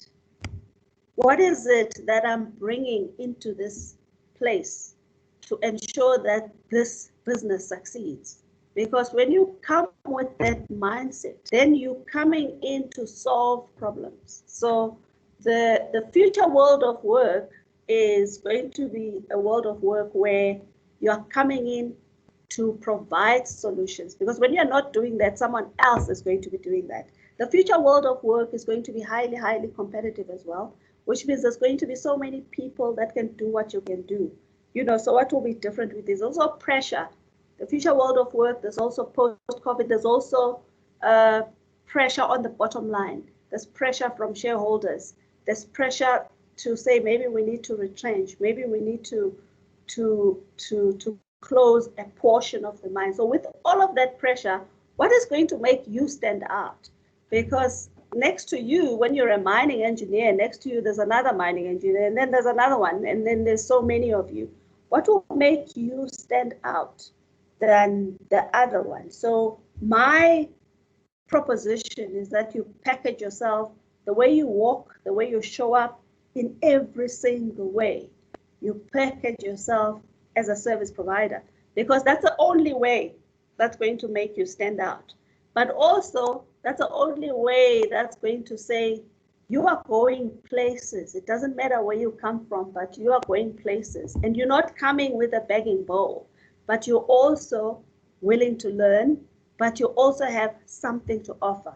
So when you're preparing for yourself for these upcoming interviews for the class of 2020, some of you are leaving, I will just summarize the most important thing in the whole interview will be not what you've done, but what problems have you solved. When there's a question that you are asked about your highlights, once you are in or as you come in and you want to be promoted and you want to move up, you must always document what is it that you've done to solve a problem where you moved a thing from A to B.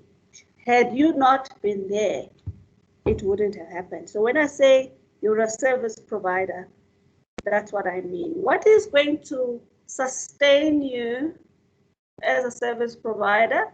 You need to lay some rocks, and those rocks, you're going to build upon these rocks. Those that will be the professional relationships that you establish. The two speakers spoke about those professional relationships.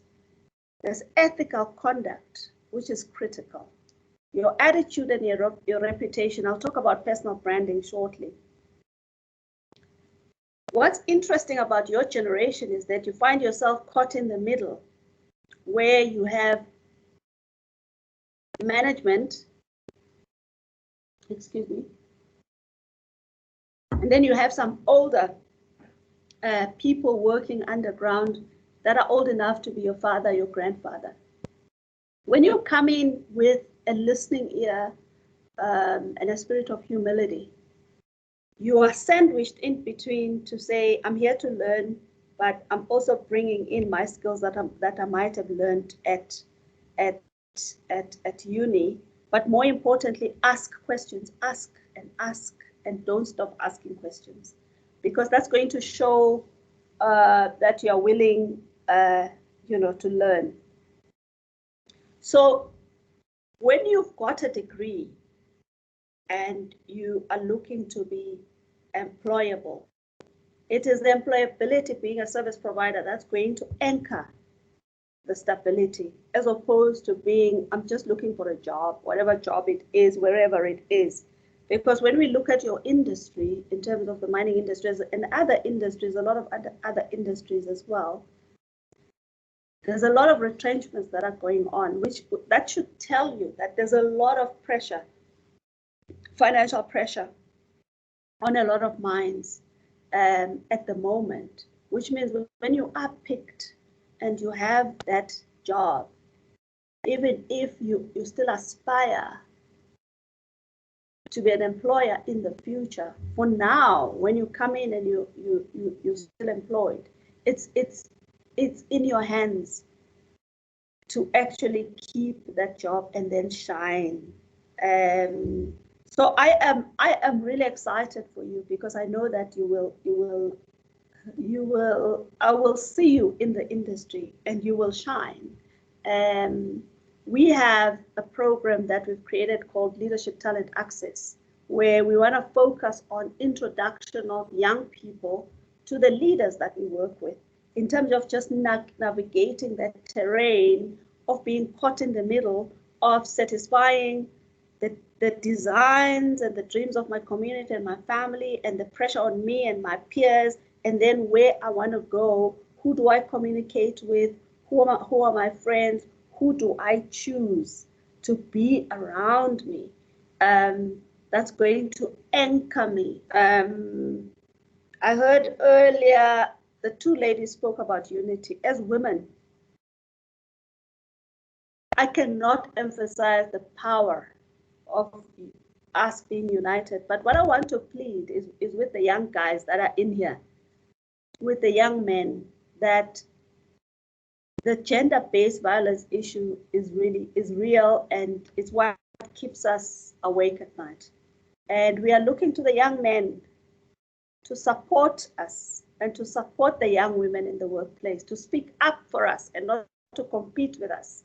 And so the conversations we need to be having are with each other, to say the women issue and sorting out the issue around women and gender-based violence. We can't do it by ourselves as women. We can be united, but we need the men to be, to be around us. So let me just quickly talk to finish off about, I think the last time I spoke at the conference, I spoke about the recipe that's going to help you navigate, whether it's in the mining sector or any other sector, that you can use, is the three ingredients of patience. Hold on. Patience, humility. I think they spoke about humility earlier, and self-control.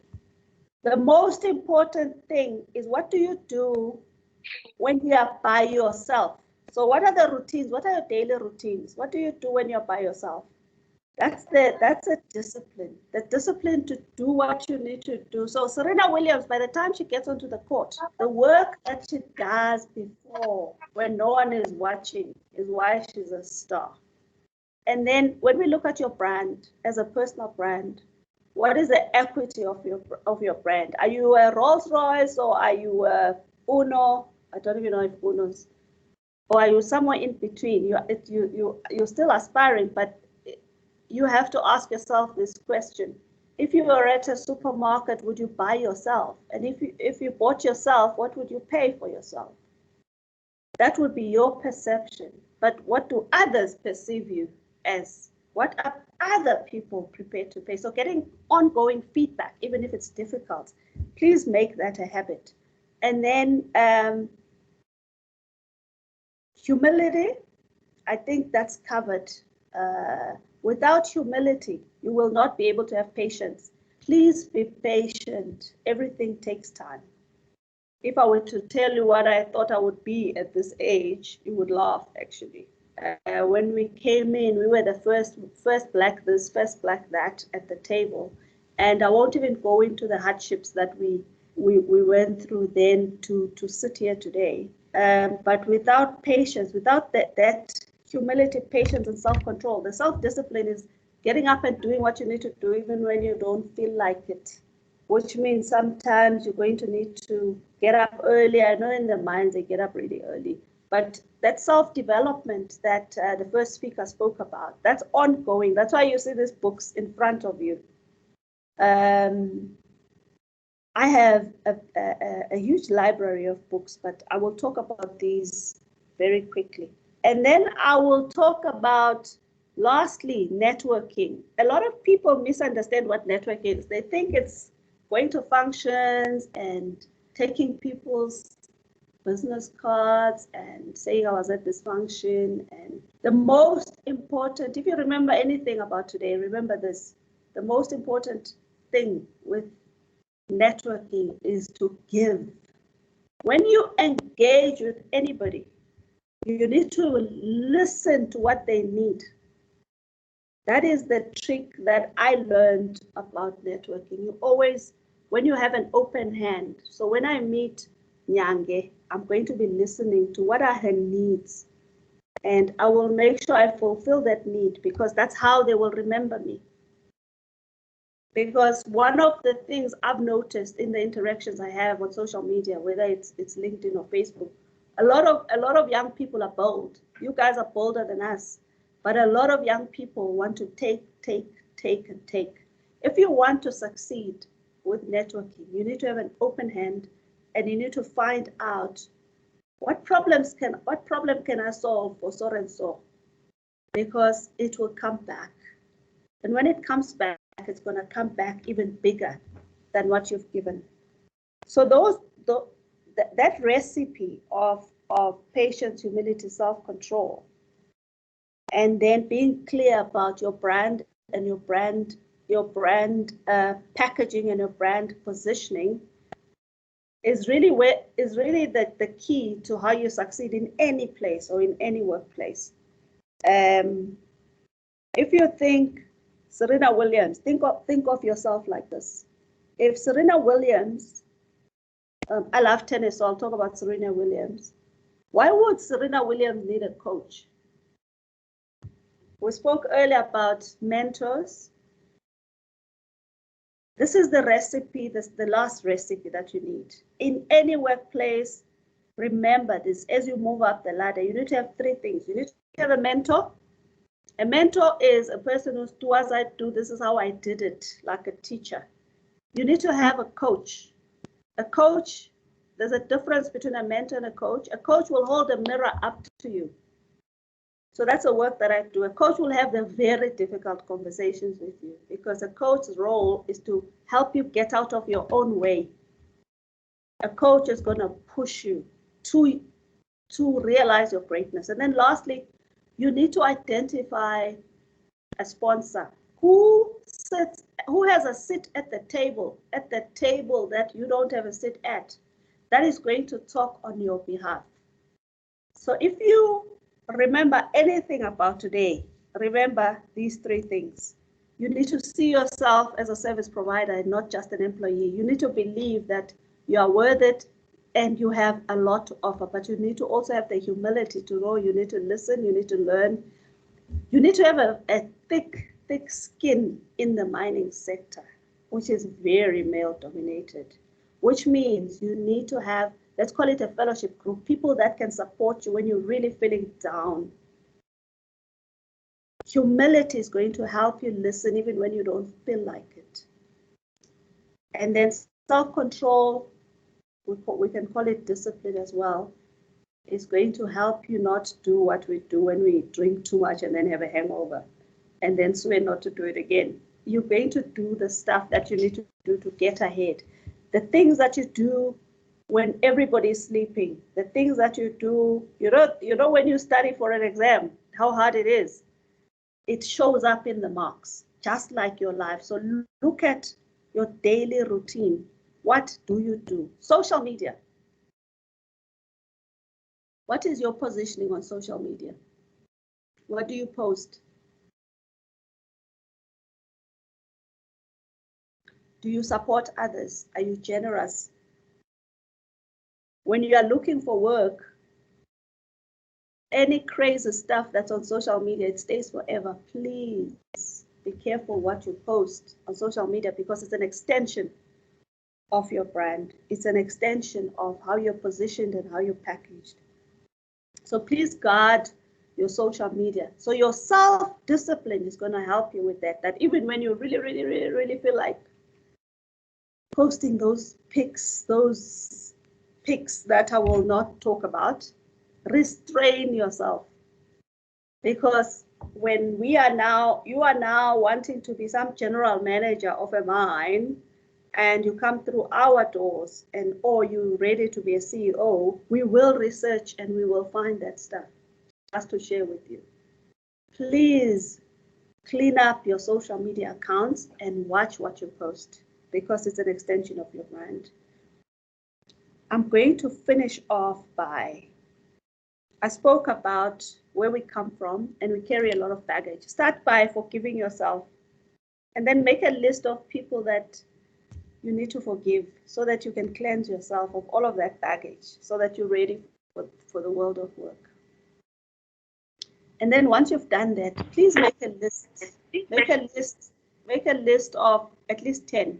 If you come to my workshops, I'll ask you to do a list of 25. 10 things that you've done to solve problems as you see yourself as a service provider.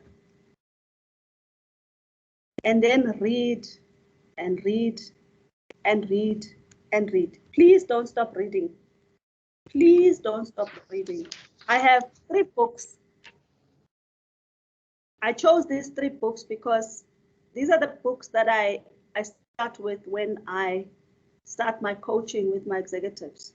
So Boundaries is at the top there. That book of Boundaries is a resource that you don't read once, that you must have, that everybody you know, you must also tell them about it, because that book is going to teach you about managing boundaries with not only your family, but people at work, children, friends, colleagues, in a healthy way so that you can advance.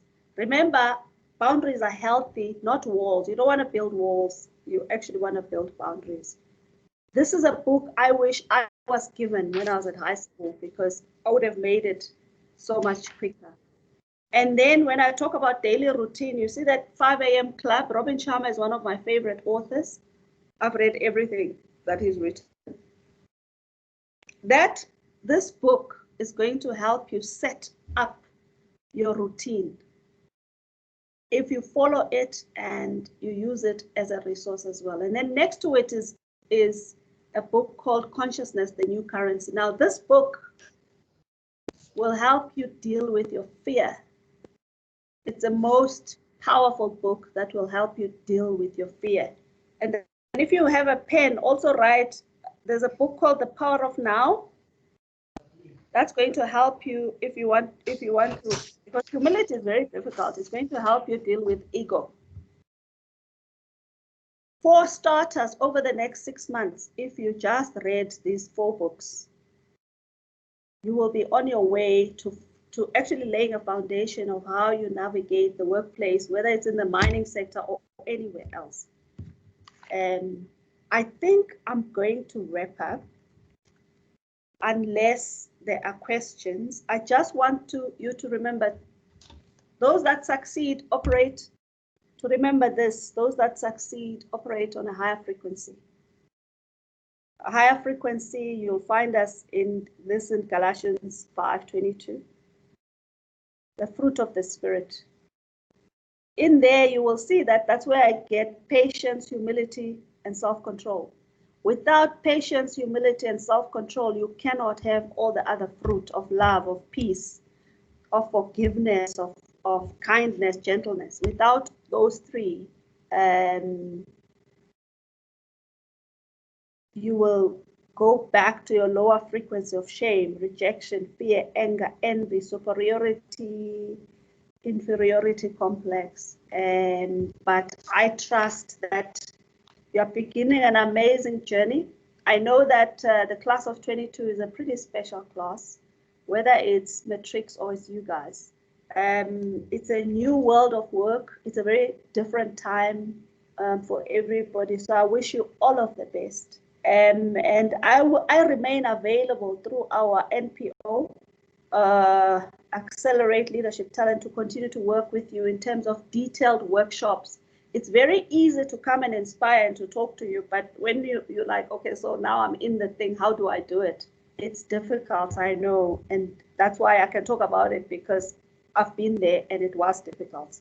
And there were people who helped me along the way. And with that, I just want to thank you and God bless you.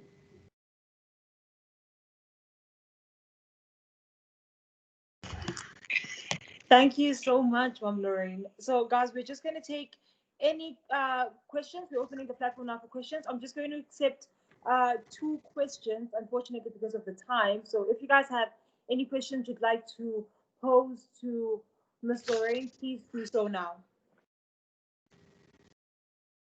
I see non-Tobacco. Yeah, we've got hands, please.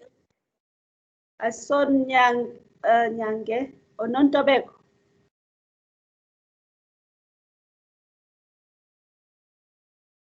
Go ahead. Hello.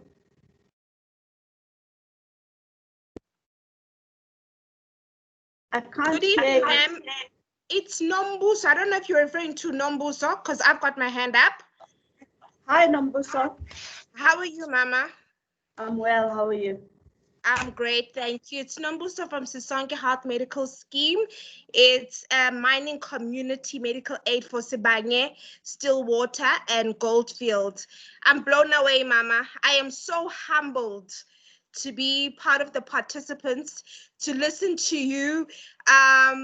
I've taken so much. I've actually written notes and so humbled. And to the ladies that organized this and allowed us this platform to be a part of this, thank you, Mama. I hope to see you in the future. Thank you very much. It was just a comment. Thank you, Nombuso. Appreciate it. I see Nyange. Hi, Malarain. Hey, how are you? I'm good. How are you? I'm very well. So my question is, isn't it you mentioned that the most important thing with networking is to give? You have to have something to offer, right? Yes. So I want to know that as a mentee, what can you offer to your mentor? Like, how can you be of great help to your mentor? Okay, that's thanks for that question, Nyange. You need to also remember that giving doesn't mean you're giving, even giving of your time is still giving. Referring somebody is giving, because remember, it's not necessarily giving it to the mentor, it's in the universe. So when you listen, you will hear people's needs. If you help somebody with a meal, if you helped somebody with sharing your room, if you have a giving spirit, the universe will give back to you. It doesn't necessarily mean giving to certain people. So we will always remember those people that are offering to put up their hand. I know a lot of students, for instance, that do tutoring because they're good in, maybe they're good in math. If you have a giving spirit, because when I'm talking to you as a leader and I'm conversing with you, I will find out if you have that giving spirit. So if you want to look at it holistically, for example, I'm going to give an example to these young people here, because there's a reason why I remember Nyange, for instance. I don't know if you give me permission to share with them. Because I don't even think you remember. Yes, so I've been working with, yes, I've been working with you guys for a while. And the most unexpected thing happened to me, because I got a call before Christmas. I got a call from Nyange Kekana. Nyange is a student, and she called me to McDonald's in Rosebank. And she gave me a bunch of flowers. I was finished, like I almost died, like finished. You know, when that's the last thing that you expect. But that told me the type of person that she is, because then when you have that big spirit, it means you will plant those seeds. That's just an example. I have another friend of mine, Unkatego, who's on this platform with us. If you want to know someone who connects people, where if you ask her, you'll ask her for anything, she'll know who to connect you with. That generous spirit means blessings continue to come. People will remember. People always remember generous people, and people will always make sure they remember what your need is, as opposed to when you are approaching me, all you do is want. This past week, Every week I get a call or an email from LinkedIn from a young person wanting something. Every time I get a call or I get an email, it's like, I see you have a huge network. Can you introduce me? That there's no hello, this is who I am. It's like, yo, I saw your profile. I think it looks like you know a lot of people, and in the work that you do, you meet CEOs all the time because we work at the top level. I really want you to connect me to your network, and that's it. And that's what I'm talking about when I say you need to understand that networking is a two-way street. It's not a take, give me. You need to open your hand because people will always remember you. I don't know if that makes sense, Nyange.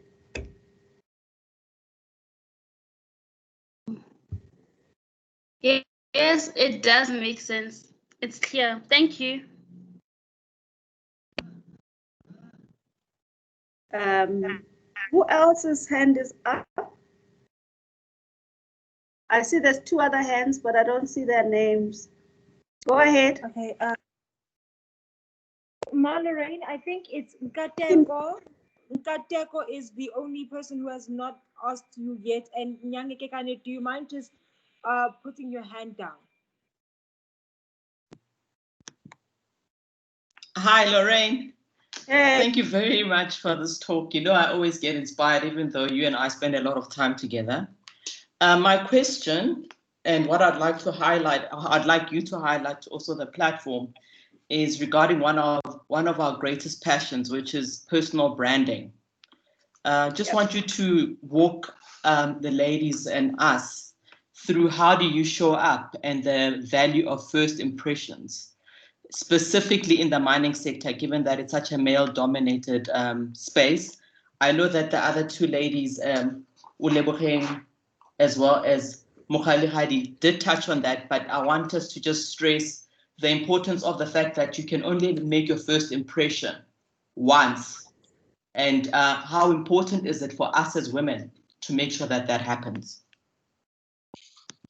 Well, I think you've opened it up, and I think in the mining sector, they have, I think at the last conference at WITS, we spoke about the issue of the uniforms that you guys wear there. But someone else spoke about time. When we talk about you as a brand, and when we say what's the equity of your brand, it's like, what do people say about you when you're not in the room? So when I meet you for the first time, how you arrive, how you show up, whether you have excuses all the time or not, all the people that know me know how crazy I am about time and timekeeping. Actually, I'm quite, yeah. If you cannot keep time, you can't be trusted. That's really how I feel. How you dress, because it depends where you're going to be. I think you guys are going to be put in different in the different departments, but you must remember, in the first 3 minutes of me meeting you for the first time, how you arrive, how you speak, how you present yourself, how you ask questions. It's not surprising that in every organization there are people who move up and there are those that don't. And so that's why the workshops that we do help those that might struggle with how to show up. So it's really, really key. If you think of yourself as a product and you were on the shelf at Pick n Pay, what is it that attracts people to take you off the shelf and then put you in the trolley and then pay? Are you a premium brand or are you a non-name brand? Only you can do that packaging. Where do you want to be taken seriously, or are you always playful? It's really, really, really, really important. So the first speaker spoke about it's the little things. It really is the little things, because in our teaching, when we do the workshops, we talk about technical competency is not enough for you to succeed. It is relationship competency that will get you up. Recently, the group CEO of the mining company that I was coaching, who's also an engineer, but also engineer with MBA and has been heading up this huge mine, was saying, after this 12 months of coaching, the one thing they appreciate that they didn't realize was that the currency of the softer issues and the people issues is actually more important than the technical bit. Because as a human being, you interact with people, so people will judge you, people will perceive you. So it's important that you are deliberate in how you show up as a brand. It's not just going to happen. You need to be conscious. What am I don't look like I just fell off the bed and then I just showed up, or am I always late? Am I always running? Do I miss meetings? Are all my uncles dying and aunts every week? There's some excuse somewhere. I remember, I'll leave you with this last story. At Change Partners, the receptionist had been there at the coaching firm that I worked in 2005. She had been there for 10 years, and I'm coming in, there's like coaches, there's many of us, there's only 2 of us black coaches. And she had been there, this woman lives in Alex for 10 years. Nobody had ever thought that, can we move her? Can we develop her? And I offered to mentor her so that she can move to another section so she could grow. So we agreed, okay, so you start work at 8:30. Okay, so I offered for the next 3 months, I'll come in at 7:30 so that we have an hour for me to handhold you, for us to develop you to move to the second section. Do you know that she only made 1 session? She only arrived for the first session. Because the second session, she said she couldn't wake up, it's too early. Oh yeah, stories. And from that day, I knew that she was comfortable just being there at that reception. So we had a conversation around, please don't complain about not earning enough, and because when you see Serena or anybody who's made it, there is sacrifice. There's no running away from that self-discipline I spoke about earlier. You're going to have to put in the work, which means you're going to have to stretch yourself. You're going to have to do extra than others. And it's okay, because my dad told me these fingers are not the same length, which means there'll always be people that make it and others that don't, and it's okay. Because those that make it will then employ the ones that don't. It's fine. But it's up to you to decide which one are you going to be. Okay, guys, thank you. I think I've covered everything I needed to cover. Okay, thank you so much, Mom Lorraine. Thank you. And I hope you guys actually listened to the wise words of wisdom that were imparted by Mom Lorraine, especially about presenting yourself. Presentability is everything, especially now that we are about to seek jobs in the employment sector and everything. So thank you so much, Ma, for your wise words of wisdom. Guys, we're going on to our next person actually is amongst the group that made all of this possible. We, Women in Mining event actually, or any event organized by Smith, cannot go on without funding. And the people who funded us for this one is the Sisonke Health Medical Scheme. And our next speaker, who is here to just give us further words of encouragement, is a compliance legal officer for the Sisonke Health Medical Scheme, Unokolo Bakwa. So I hope you are still with us, and if so, Unokolo, the platform is all yours. Oh God.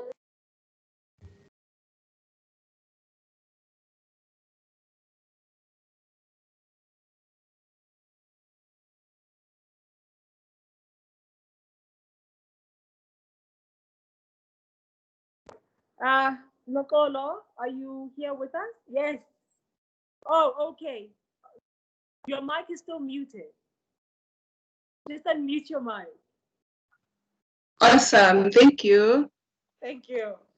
Good evening to everyone, and thank you for having me to be part of such a great event. My name, like you have mentioned, is Nokolo Bakwa. I am a legal and compliance officer for Sisonke Health Medical Scheme.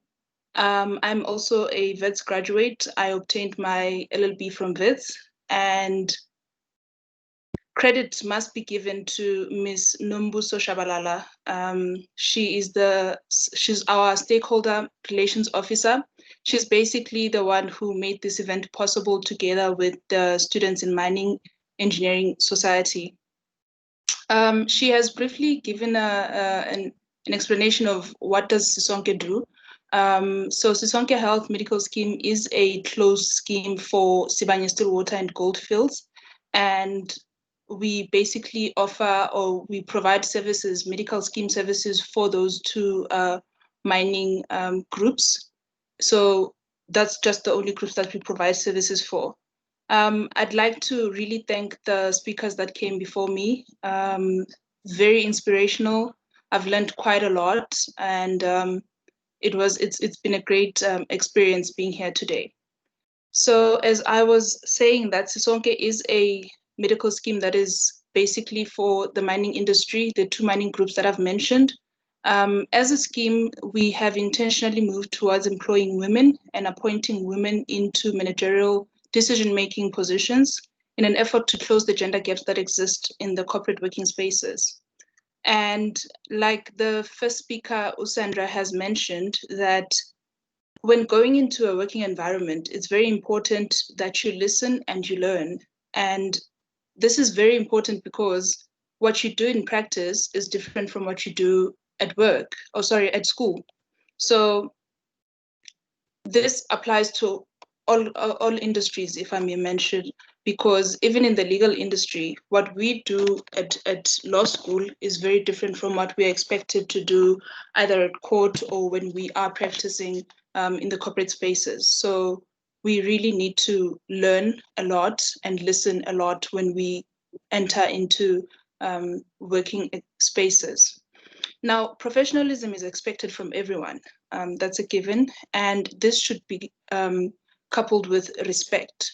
However, like Sandra mentioned earlier as well, that you still need to be genuine to yourself and remain true to yourself, because respect does not mean that you need to compromise your values and compromise yourself in the process.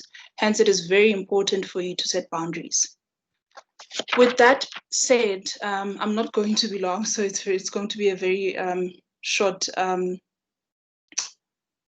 giving. So with that said, what I would like to put out there to people and to young people who are getting into the working industry or the working spaces is that mistakes have to be made, mistakes will be made, and mistakes will be made by you and by your colleagues. And my mistakes as an attorney could lead to someone being in jail or going home and sleeping in their bed. So they are life-determining mistakes. And these are the mistakes that most people in the mining industry as well have to encounter, because their mistakes could also be fatal. It could mean that someone doesn't have a father or a mother, and those are just some of the things that we have to deal with in life. However, you should not let your mistakes define you. You should not let your mistakes be your definitive curve. Rather, you should let your mistakes, you should learn from your mistakes, take all your lessons, and move on and move forward with wisdom. So don't repeat the same, try not to repeat the same mistake, so that at least you show that you have learned, and you'll also be able to teach the ones that come after you. And with that in mind, what I would like to put out there to young professionals who will be coming into the working spaces is that you need to take up your space, especially young women. You need to take up your space. Use that space to uplift other young women and create better working environments for the people that come after you. It's like what Uleboheng said, that in some instances you really need to you really need to set boundaries that will be definitive of how you move forward when you relate to other people. If it means that you call someone's boss and call your boss and sit them down and tell them that you did not appreciate certain behavior, then you need to do that, because you're not only doing that for yourself, but you're also doing it for the people that come after you. So I think that's where I will end for today. And thank you so much for having us. And it's really been a great platform. And thank you very much.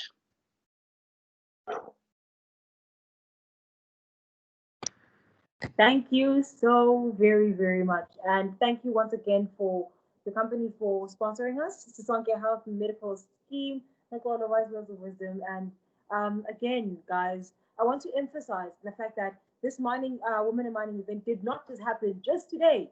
Guys, go to YouTube, check out the messages that were said by Unonkululeko Mabuza, Lisuko Mokheti, and Umpumi Mbanene. And out of the two, Unonkululeko and Lisuko are actually mine managers. So literally, guys, we had a lineup. We had a lineup that was just too great to be absorbed within this 2.5 hour, hopefully less than 3 hour conference. But going into this now, we have got our very own Makuluscope for this Woman in Mining. Up next, we've got closing remarks by Urifilwe Matabata. I really hope I said your name right. But Fifi, thank you so much. And guys, honestly, I've taken so much from this conference alone, and I hope that you guys have too. But just to wrap it up, the feedback, please do. The platform is all yours.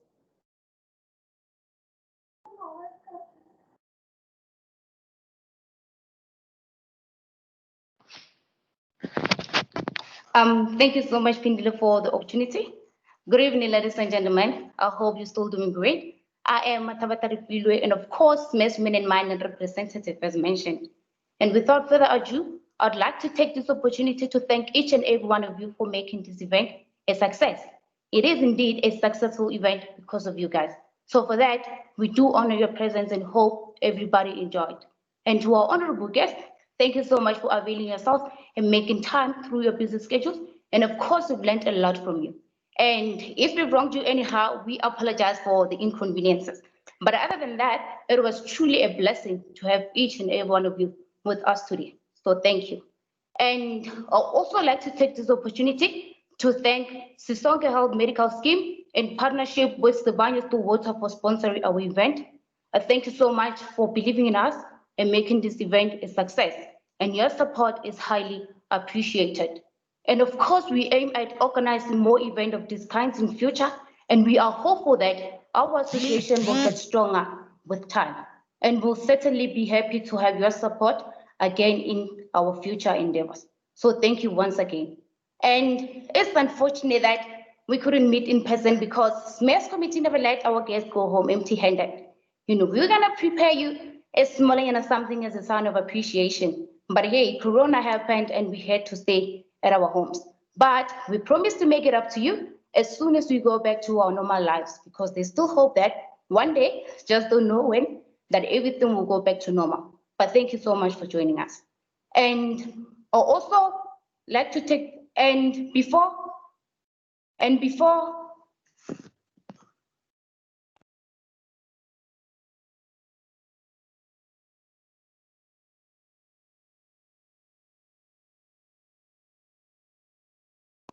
so, oh, sorry.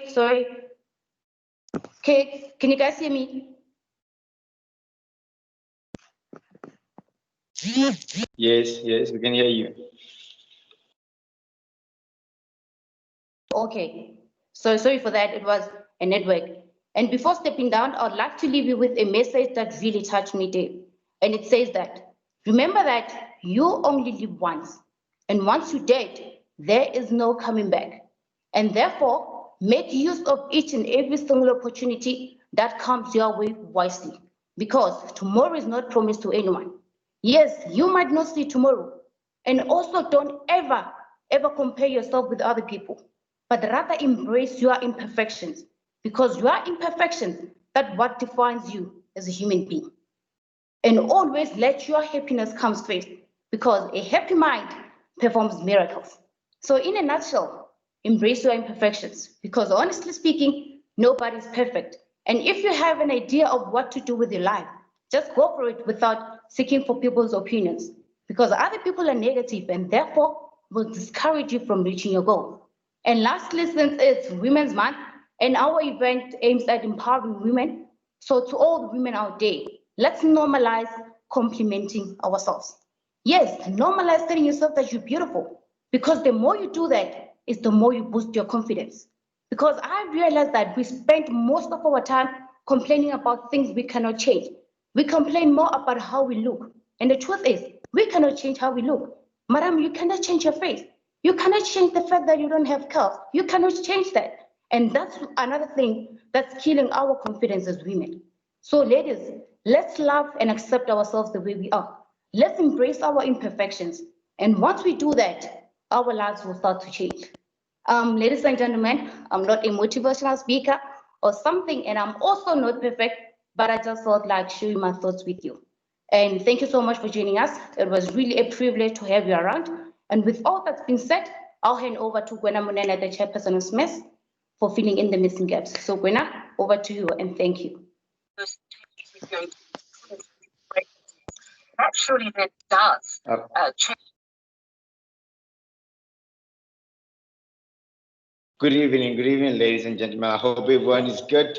What an evening, what an evening. You know, I've been sitting here and I've just taken notes, trying to process everything. And I'm just thinking, how do you just get such a panel in just one sitting, you know? And I hope everyone learned something. And I just want to highlight a few things that I've picked up from Sandra. Said, take charge of the development you need, you know, because sometimes we tend to feel like those old men at the mines are the reason why we don't progress. But sometimes it's about standing your ground and saying, I will not allow them to treat me in this way because I need to make sure that I'm at this point in time. And the second one was from Leboheng, and she said something about let's do away with Bram from Wits. You know, I think once we start doing away with this kind of attitude, automatically you start clearing your mindset and you start focusing on the right things instead of finding yourself in positions whereby you feel entitled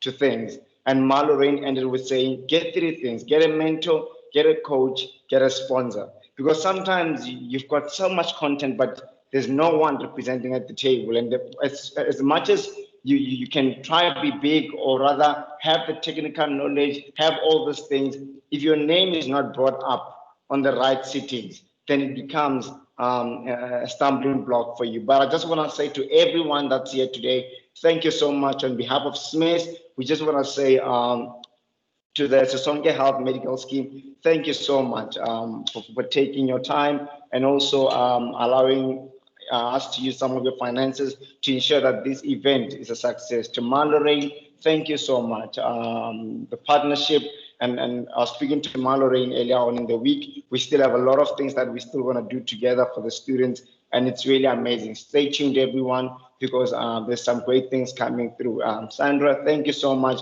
for taking your time, you know, and sharing with our young ladies in the school, because I believe that in this Women's Month, they had to learn one or two things that because I mean, if you went to industry, there's certain things that you need to know that no one will tell you about. And if people are willing to come to such sittings and be able to share with our women in the school, it really goes a long way. Thank you so much as well.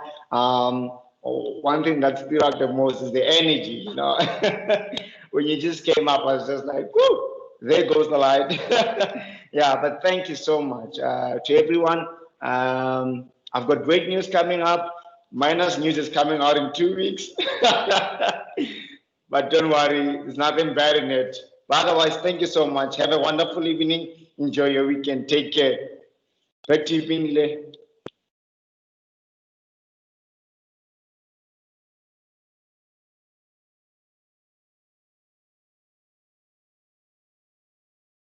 Pindile.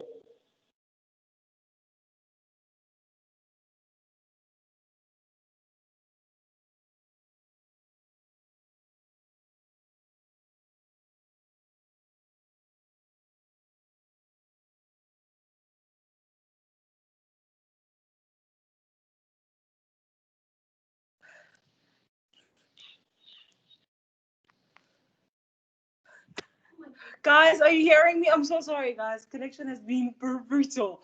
But if you guys made it all the way to the end, thank you so very much. Thank you very much for everybody who spoke. Thank you for everybody who came through. This has been amazing. And for our sponsor and future guests, please do not become strangers. Women in Mining is bigger than any individual. So for that, thank you so much. And Mr. Munena, Makuluskop Refilwe, congratulations for running a successful, another successful event, pardon me. And please, guys, hit up all of our speakers on LinkedIn. I'm certain all of them are on LinkedIn. Lorraine did mention the fact that she is an active member at LinkedIn, but please, guys, don't go there demanding things. Just, I don't know, gain more knowledge from them.